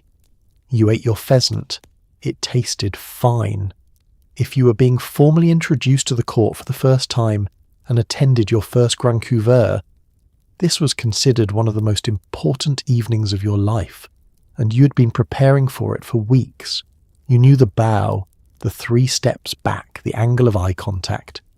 You had practiced in a mirror. You had been coached by someone who had been coached by someone who had actually made it through without incident. And yet, when the moment came, when you were led into the room announced by name and title, and found yourself in the peripheral vision of the most powerful man in France, every single thing you had practiced evaporated like steam from a bowl of tepid soup. The bow happened. You believe it was the right bow. You stepped back the correct number of steps. You believe you did not trip. The king may or may not have inclined his head in acknowledgement. You spent the carriage ride home replaying it at 1/4 speed. The formal presentation at court, the presentation, was a rite of passage with its own protocol, its own sponsorship requirements, and its own long waiting list. You could not simply show up to Versailles and request to be introduced to the king. You needed a sponsor, someone already established at court, of sufficient rank to vouch for you, willing to attach their own reputation to your ability to bow correctly in public, and not say anything alarming once you were within speaking distance of royalty. Finding such a sponsor, cultivating their willingness to take you on, and navigating the administrative sequence that led to an actual presentation date could take months, occasionally years, and the whole process had to be completed before you could attend a formal dinner in any capacity beyond standing behind a barrier watching someone else eat. The preparation itself was intensive, in the specific way that Versailles preparation was always intensive, not through formal instruction, because there was no school for this, but through private coaching conducted by experienced courtiers who passed their knowledge the way all critical information passed at Versailles, through whispered conversation, observed example, and the quiet transmission of hard-won understanding between people who had survived the experience and were willing, for a price or a favour, to help you avoid their mistakes. The bow was the foundation of everything, not the theatrical deep bow of stage performance or the brisk nod of modern professional acknowledgement. The court bow was a specific and calibrated movement that expressed, through the angle of the torso, the position of the head, and the timing of the recovery, exactly the correct quantity of deference for your particular rank in relation to the particular rank of the person being bowed to. Too deep, and you looked either foreign or desperate. Too shallow, and you looked either arrogant or provincial. The correct depth for the correct person was a piece of embodied knowledge that experienced courtiers carried as naturally as their own names, and that newcomers had to consciously construct from instruction, practice, and the private terror of getting it wrong in front of everyone. You arrived. Your name was announced. You walked the prescribed distance. You bowed. You recovered. The king's eyes found you for one moment, that gravitational 2 seconds, and then moved on, because you were one of perhaps 40 presentations that season, and the king had seen 10,000. You stepped back. Someone guided you gently to your position in the room. Your sponsor murmured something encouraging in your ear that you did not fully hear because your pulse was too loud. The dinner continued around you. You had been presented. You were now, in the formal sense here. Everything before this moment had been preparation. Everything after it was the actual game, played for real, in a room where the stakes were invisible but total, and the person across the table had been playing it since before you were born. You could not simply say this is delicious, not at Versailles. A casual, enthusiastic compliment about the beef would have suggested you were not accustomed to beef of this quality, which implied you normally ate inferior beef, which implied something unfortunate about your household. The approved expression of appreciation for excellent food at the French court was more restrained. A quiet word to a nearby attendant, perhaps a murmured remark to the person seated next to you, phrased in terms that suggested you recognized excellence rather than experienced it with personal surprise. The king himself received comments about his table in a specific way, not gushing, not performatively effusive, but measured and informed, as though you were appraising rather than enjoying. You were, in essence, required to eat 5-star food and respond like a restaurant critic rather than a human being who had not eaten since morning and was extremely hungry. The language of appreciation at Versailles operated within a register that had been refined over decades into something so specific it amounted to its own dialect. To say something was remarkable was too strong, and suggested you had not expected quality, which was an insult to the host. To say something was very good was insufficient, and suggested you were grading on a relative scale rather than recognizing absolute excellence. The correct formulation was something in the register of exceptionally well prepared, or of particular distinction, language that positioned you as a person who regularly encountered excellence and was therefore qualified to identify it when it appeared. The difference between these phrasings was the difference between a person who ate well and a person who understood eating well, and at Versailles, understanding was always more important than simply having. Complimenting the king's table directly was a specific performance requiring specific calibration. Too elaborate a compliment suggested flattery, which was transparent and slightly insulting in its assumption that Louis XIV could be won over by obvious praise. He couldn't, or rather he could, but he preferred not to know he was being worked on. Too minimal a response to an exceptional dinner suggested either ingratitude or a failure of aesthetic appreciation, both of which reflected poorly on the person failing to appreciate. The ideal compliment was specific rather than general, noting the particular quality of a specific preparation, naming the technique or ingredient that distinguished it in the tone of a person sharing an observation rather than offering a review. This demonstrated that you had been paying attention, that you possessed the knowledge to evaluate what you had eaten, and that you were sufficiently confident in your own taste to offer an opinion without needing to perform enthusiasm. The chef, François Vatel, who oversaw the kitchens for the Prince of Condé during a royal visit some years before our dinner, killed himself when the fish delivery was late on the third day of a grand entertainment for the king. He had checked the delivery at 4 a.m, found it insufficient, checked again, and been told it hadn't arrived, and made a decision that his contemporaries understood, if not approved of, because the shame of failing the king's table at that level was a genuine and devastating social catastrophe. His death was mourned and discussed throughout the court with the serious attention given to a significant event, because it was one. In that context, the language of food appreciation was not a superficial nicety. It was part of a system in which culinary excellence was taken seriously enough to die for, and complimenting it correctly was a way of demonstrating that you understood the weight of what was being offered. You took a small piece of the ragout.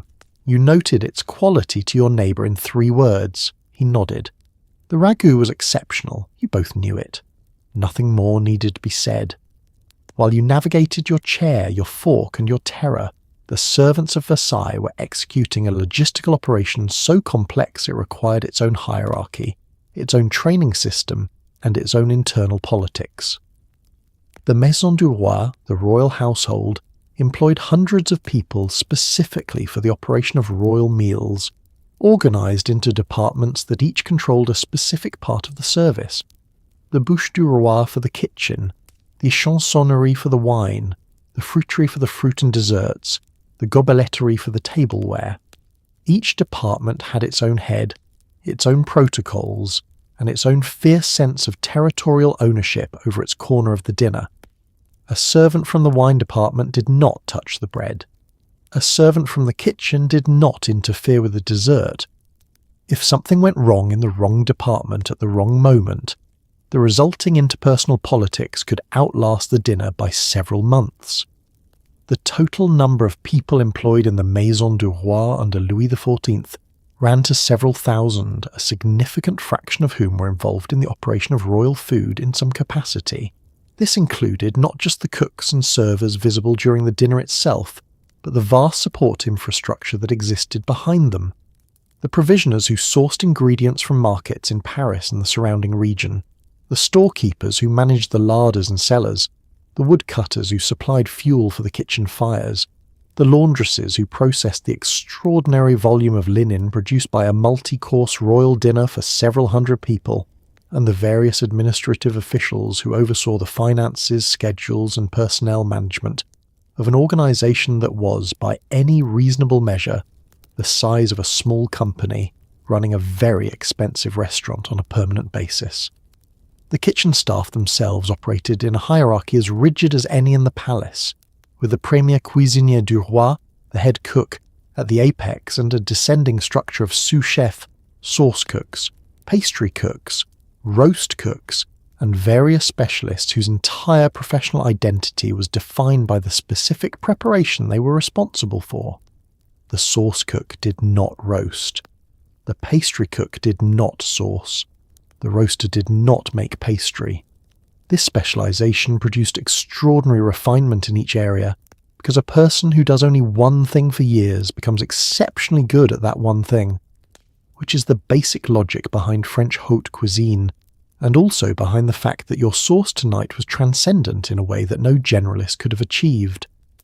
The service itself, the physical movement of food from kitchen to table, was choreographed with the kind of precision that looks, to an outside observer, like the effortless flow of a well-run operation, and is, in reality, the product of intense rehearsal and the constant management of 100 small crises that never reached the dining room. Dishes arrived in sequence, covers were removed in unison, plates were cleared in the correct order from the correct side. Each of these actions was assigned to specific people who knew their role and performed it without visible effort, creating the impression that the dinner was simply happening rather than being executed by a small army of trained specialists operating under significant pressure. What you saw from your seat was composed, seamless, and slightly magical, food appearing and disappearing with a choreographic inevitability that suggested the palace simply produced excellent meals the way a garden produces flowers, naturally and without visible effort. What was happening behind the serving room door was something closer to controlled chaos managed by experienced professionals who had seen everything go wrong at least once and had developed, through that experience, the ability to prevent it going wrong again usually. This servant who refilled your bread so quietly you didn't notice it had happened had been doing that specific thing at that specific type of table for long enough that he could have done it in the dark. He nearly had, on several occasions. He set your roll down, angled correctly, and moved on to the next setting without breaking stride. You didn't look up. Neither of you needed to. There existed at Versailles a particular social type, the person whose value at court rested primarily on their ability to be entertaining. Not dramatically entertaining, not loud, just reliably, elegantly, devastatingly clever in a way that made the people around them feel more interesting by proximity. These people were cultivated like plants by powerful patrons, invited specifically because their conversation raised the temperature of a room, and they lived with a particular anxiety that no modern equivalent quite captures. Every dinner was an audition. Every silence was a missed opportunity. Every successful remark was a small victory that had to be followed by another small victory indefinitely, or you risked becoming someone who used to be witty, which was worse than never having been witty at all. Madame de Sévigné, the great letter writer of the era, documented the social carnage that could result from a single misjudged joke at the wrong table. The wit required at Versailles was of a specific and demanding type. It was not the broad comedy of someone who could make a crowded room laugh loudly. That was a different skill, appropriate for different settings, and occasionally appropriate here but only in the hands of someone with enough established social capital to survive the risk of misjudging the room. The wit that succeeded at a formal dinner was more architectural than explosive. It built something, turned something, offered an unexpected angle on a familiar subject, and landed with a precision that allowed the person it was aimed at to feel flattered by the attention rather than threatened by the cleverness. It was wit that made the target feel included rather than exposed, which required a social intelligence well above the level of simply being funny. The danger of wit was the danger of all performance, the possibility of failure in public with no opportunity to revise. A joke that didn't land at a dinner table of 200 people didn't disappear. It sat in the air for a moment, observed by everyone, and then settled into the collective memory of the court where it would be retrieved and referenced at precisely the most inconvenient future moments. Versailles had a long memory and a fondness for examples. Remember when Monsieur de Somptine tried that observation about the hunting season, and the room and you would hear that sentence, or a version of it, in corridors and antechambers for years, long after the perpetrator had either recovered their reputation or quietly retired to their estates to raise turnips. The safest wit was the wit that appeared to cost nothing, the remark that arrived so naturally, so apparently accidentally, that it seemed to have simply occurred to the speaker in the moment rather than having been carefully assembled on the carriage ride to Versailles and held in reserve for 3 hours waiting for exactly the right opening. This quality of apparent spontaneity was the hardest thing to manufacture and the most highly valued when achieved. It was the verbal equivalent of the expert swordsman who moves without apparent effort, the skill so thoroughly internalized that the technique had become invisible, leaving only the result. You had something prepared. You had prepared it carefully, refined it over 2 days, and it was good, genuinely good, you thought, with a self-assessment that you were aware was not entirely objective. You'd been waiting for the correct opening, the natural gap in conversation, where it would land well rather than arrive awkwardly. The conversation had moved on 3 times from the territory where it would have worked. You were still holding it, internally, like a slightly warm pastry that had been in your pocket for too long. Eventually you let it go. The moment had passed. Someone else said something considerably less interesting that nonetheless produced a warm response from the table, because the timing was right. You ate your next course. You began composing something new. The Grand Couvert had no fixed end time. It ended when it ended, which was determined by the king, and the king was not consulting anyone else's schedule. If Louis XIV was enjoying his evening, if the conversation was flowing, if he was in a mood to linger over dessert, if he had something to say and was still saying it, dinner continued. You could not leave before the king. You could not indicate through any gesture, expression, or subtle repositioning of your body that you were tired or stiff, or had somewhere to be, or simply wanted to lie down. You sat, you smiled, you participated, and you waited. Some evenings this lasted 4 hours, some lasted longer. There is a story, possibly true, possibly improved in the retelling, of a countess who attended a formal dinner at Versailles, remained seated for the full duration, and gave birth in her carriage on the way home, having declined to mention during dinner that she was in labour. The question of when a formal dinner at Versailles ended was not a logistical question. It was a political one, because the king's decision to continue or conclude the evening was itself a statement about the quality of the company, the success of the entertainment, and the degree to which he was finding the occasion satisfying. An evening that ended early suggested the king had somewhere better to be, which was simultaneously possible and deflating for everyone who had spent 3 hours getting dressed for this. An evening that extended well past any reasonable expectation of duration was, in a specific and perverse way, a compliment, evidence that the occasion had held the Sun King's attention past the point where he might reasonably have been released. The physical toll of extended sitting on marble, in formal clothing, at a required level of alertness and social performance, was substantial and carefully concealed. The body, subjected to a 4-hour dinner in stays or stiff coat, on a chair that was aesthetically correct and ergonomically neutral, developed a series of complaints that had to be managed entirely internally, because externalizing them, shifting too obviously, rubbing a cramped hand, tilting your head to release a tension that had been building in your neck since the fish course, communicated inattention, discomfort, or worst of all, a desire to be elsewhere. You were not elsewhere. You were here, at this table, at this dinner, and you were exactly as comfortable as the occasion required you to appear, which was completely comfortable, which was not how you felt. The servants, trained to read the temperature of the room, watched for signals from the king that the dinner was approaching its conclusion. A slight change in his posture, a completed gesture, the specific quality of a silence that preceded a final remark. They were ready. The dessert could be cleared in minutes. The company could be on their feet and moving toward the door within a sequence of practiced movements that gave the whole conclusion a sense of graceful inevitability rather than relief. But they waited for the signal, and the signal came when it came, and not before. When the king finally rose, the room rose with him, in the unified vertical movement of 200 people who had been waiting for exactly this moment for the past 45 minutes and were manifesting that collective readiness through the speed of their response. The bows were performed. The exit sequence followed its protocol. The evening concluded with the same ceremonial precision with which it had begun.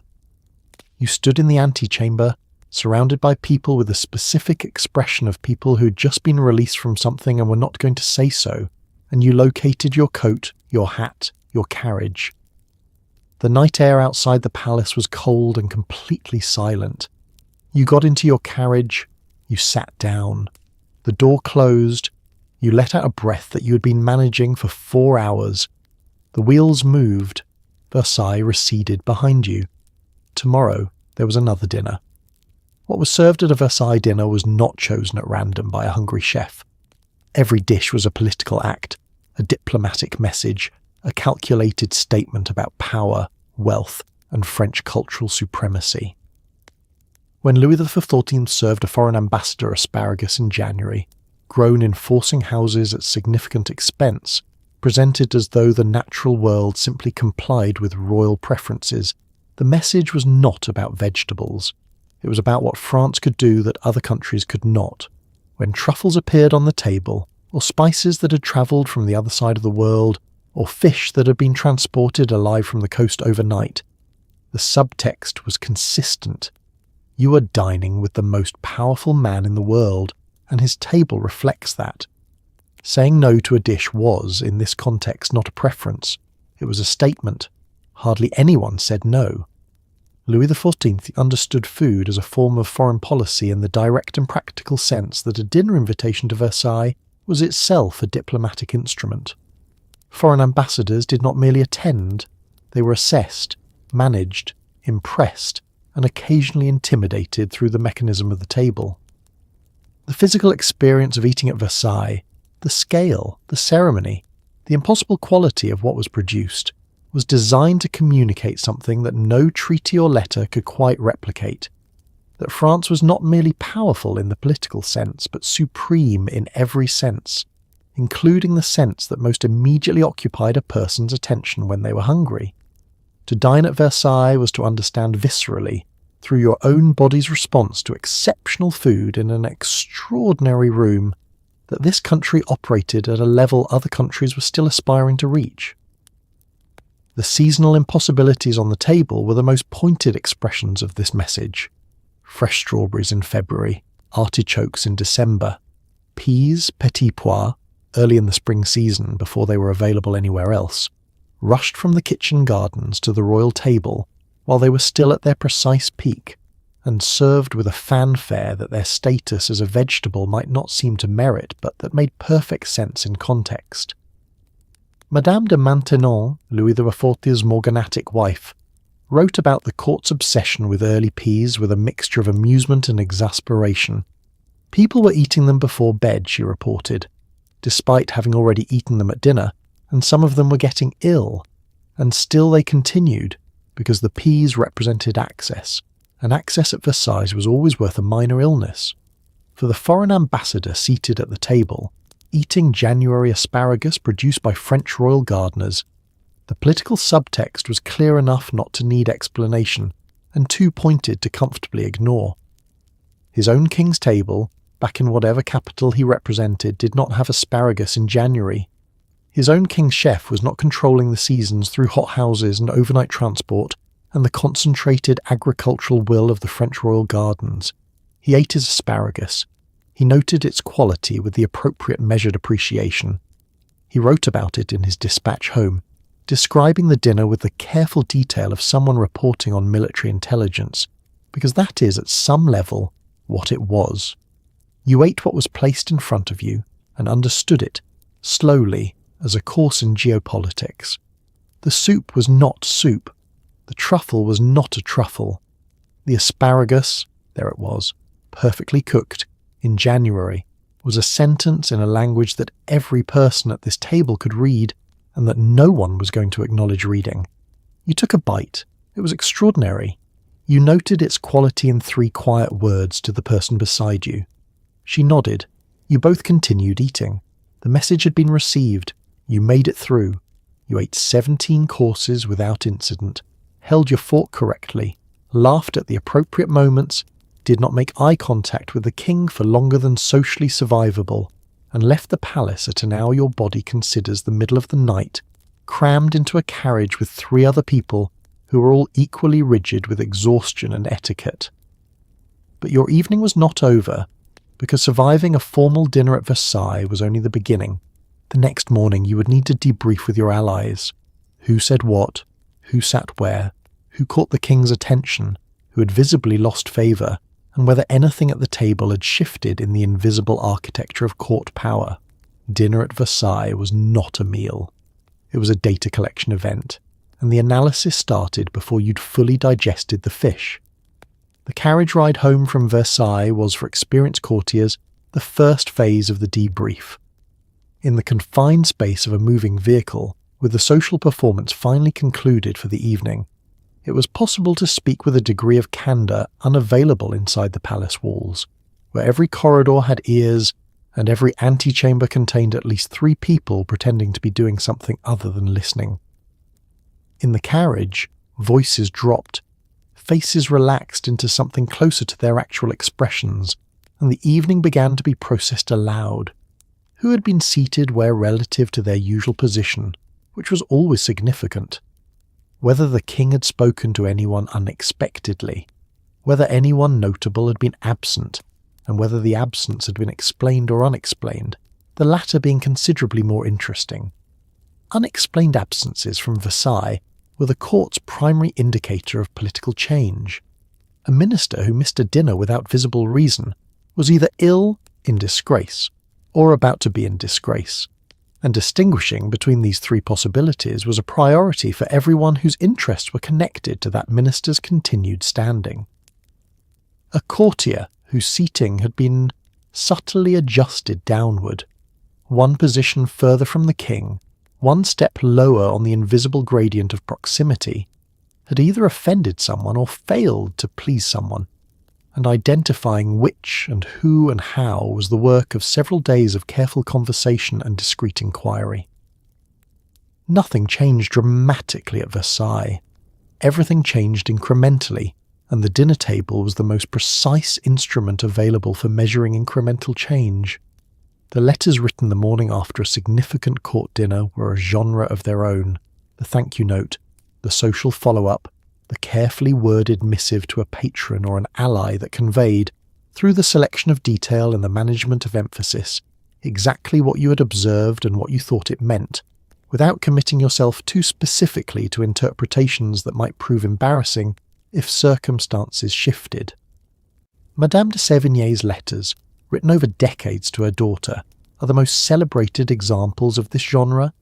Vivid, funny, sharply observed accounts of court life that read as personal correspondence and function simultaneously as intelligence documents, social analysis and literary performance. She was writing to her daughter. She was also writing with full awareness for posterity. You sat at your desk the morning after the dinner, slightly stiff and insufficiently rested, and composed your own version of this record. You noted who had been there. You described, in appropriate detail, the dishes you remembered clearly and the ones that had already blurred. You reported on the conversation you had witnessed, the positions you had observed, the small shifts and signals that might mean something or might mean nothing, and that you were choosing, provisionally, to treat as significant. You sealed the letter. You sent it.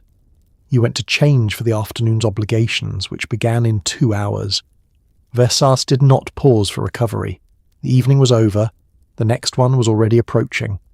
Being a courtier at Versailles was ruinously expensive in a way that was also deliberately engineered.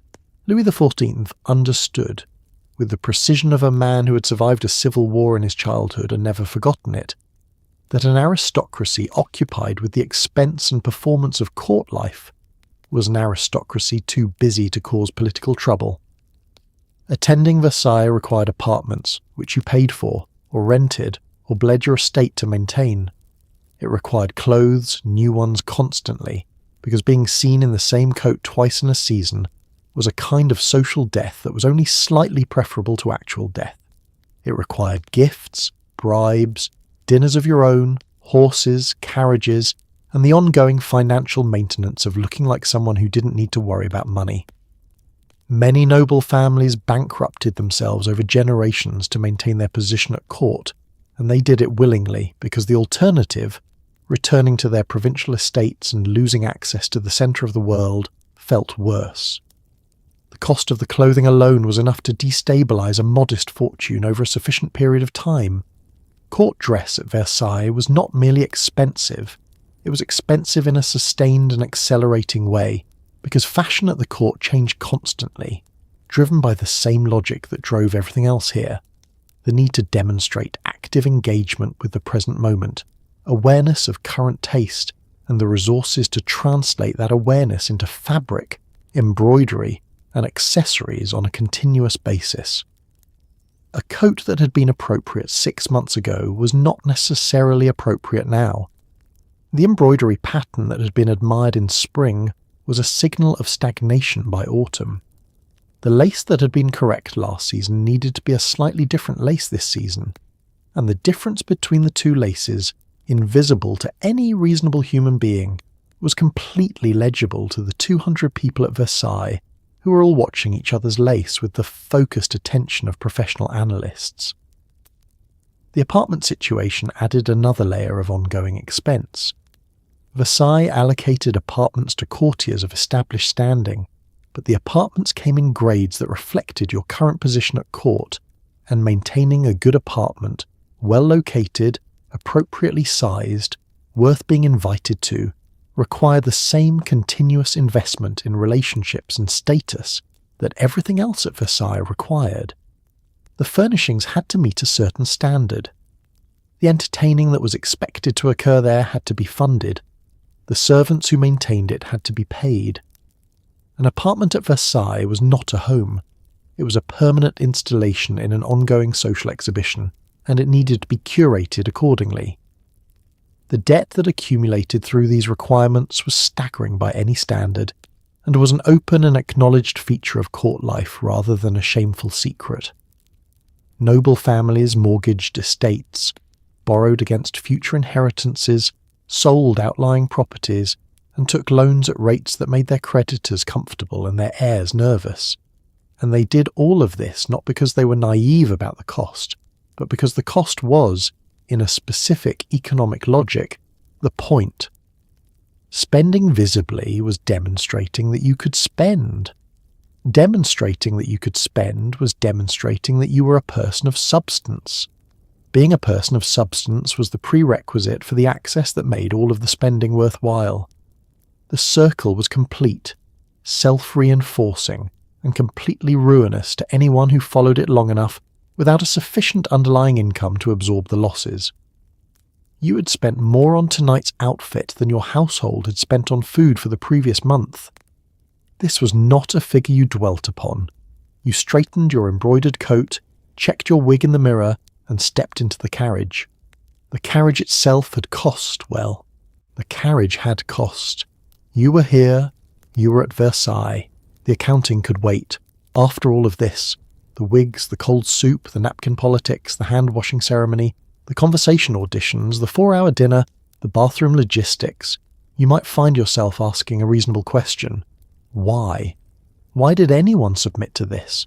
Why did the most powerful nobility in France willingly squeeze themselves into stiff coats and heeled shoes and stand on marble for 5 hours watching a king eat? The answer is that Versailles was not just a palace, and not just a dinner party. It was a machine. A carefully designed, deliberately maintained machine for the exercise of royal power. Every ritual, every hierarchy, every rule about who held the towel and who sat on the stool was a mechanism for keeping the king at the absolute centre of everything. By making proximity to the king the most valuable currency in France, Louis XIV ensured that everyone wanted to be near him, which meant everyone was where he could see them. And a nobility focused on dinner table placement was a nobility that wasn't raising armies in the provinces. The Sun King knew exactly what he was doing. The soup being cold was almost certainly intentional. The political genius of Versailles was that it was a trap that its occupants had helped build. The French nobility had been a genuine military and political threat to the crown within living memory. The Fronde, the civil conflict of Louis XIV's childhood, had forced the young king to flee Paris and had demonstrated with uncomfortable clarity that the aristocracy, left to its own resources and its own territories, could become a destabilizing force powerful enough to challenge the throne itself. Louis XIV had watched that happen from a position of childhood vulnerability that left him with a permanent, precise understanding of what happened when nobles were unsupervised. His response, refined over decades, was Versailles, a gilded enclosure, architecturally magnificent and socially totalizing, that converted the energy of aristocratic ambition from political threat into social competition. The transformation was elegant and complete. The same families who had once raised private armies in the provinces were now competing for the right to hand the king a towel. The same instinct for dominance that had fueled military rebellion was redirected into the question of whether your position at the dinner table was one step closer to the king than last season. The same hunger for distinction that had driven political manoeuvring now expressed itself in the management of wig height, lace quality, and the calibrated weight of a compliment about the evening's music. The energy was identical. The outlet was harmless. Louis XIV had turned the most dangerous instinct in the French aristocracy into a form of interior decoration, and he had done it so thoroughly that the aristocracy had largely forgotten there had ever been another option. And underneath the ceremony, the ritual, the extraordinary expense and labour and social anxiety of a formal dinner at Versailles, there was something else, something that all the gold leaf and silver plate and sugar sculptures pointed toward but couldn't quite contain. The simple, very human fact that people wanted to be here. Not just because it was politically necessary or financially rational, but because Versailles at its best was genuinely extraordinary. The music was beautiful. The food, cold or otherwise, was some of the finest prepared anywhere in the world. The room was magnificent in a way that the word magnificent was invented to describe, and being part of it, being one of the people in that room, at that table, in the presence of the man who had made all of this exist through sheer force of will and vision, produced a feeling that the practical misery of standing on marble in heeled shoes for 4 hours was, for many people, a price they would pay again tomorrow. That was what Versailles was actually for. Not control alone, not spectacle alone, not the cold political mathematics of keeping nobles occupied, but all of those things wrapped around a core of genuine magnificence that made the whole mechanism function. The court stayed because it had to. It returned because it wanted to. And you, standing in the cold outside the palace at midnight, your feet aching and your wig slightly askew, looking back at the lit windows of the most extraordinary building in the world, understood both of those things at once. You got into your carriage, you would be back next week. You were already thinking about what to wear, and so, just like that, your evening at Versailles is finally over. You survived the wig, you survived the 17 courses, the cold soup, the sugar swan, and the 4 hours of standing on marble in shoes designed by someone who had clearly never stood in anything. You held your fork at the correct angle, you laughed at the correct moments.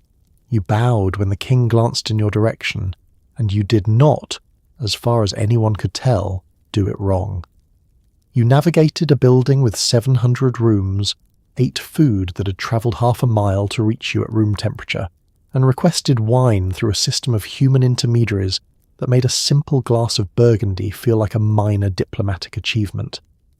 You did all of this while wearing an outfit that cost more than most people earned in a year, in a building that smelled of flowers and ambition, and the specific perfume of 2,000 people trying very hard. And the people who did this, the real ones, the courtiers and servants and nobles and kitchen staff and wig makers and bread officials and tasting officers and napkin folders who made Versailles function every single day, they deserve a quiet moment of acknowledgement before we let them go. Because whatever you think of the excess, the vanity, the extraordinary machine of ceremony that Louis XIV constructed and his court maintained, The people inside it were doing something genuinely difficult. They were performing continuously at the highest possible level of social precision, with no days off and no permission to be ordinary. The servants who folded the napkins and carried the platters and stood quietly at the edges of the room for 5 hours did so with a skill and a discipline that was invisible precisely because it was so good. The courtiers who stood on marble and smiled through 4 hours of cold fish and political anxiety were doing a kind of labour that has no modern name but was absolutely real. Even the wig makers, especially the wig makers, were doing their part. Versailles was a world that asked everything of the people in it and gave back something that was, depending on the day, either worth it or absolutely not. Power and beauty in the same breath as cold soup and aching feet. A room so magnificent it made you forget you were hungry, followed by 17 courses that reminded you. A king so present that 2 seconds of his attention could rearrange your internal landscape for a week. It was too much of everything simultaneously all the time, and somehow it worked for over a century before it didn't anymore. Tonight, as you settle into whatever comfortable position your modern furniture allows, on a mattress with springs, in a room with a working fireplace or central heating or both, wearing something that does not require 3 hours and 4 attendants to put on, maybe spare a small thought for the people who stood in that marble hall in 1685 and called it home. They ate cold soup in magnificent rooms and considered themselves fortunate, because by the standards of their world they were. They were at the centre of everything. They were at the table, and the table, whatever else it was extraordinary. Sleep well. The soup will be warm tomorrow, and your wig, if you have one, can wait until morning.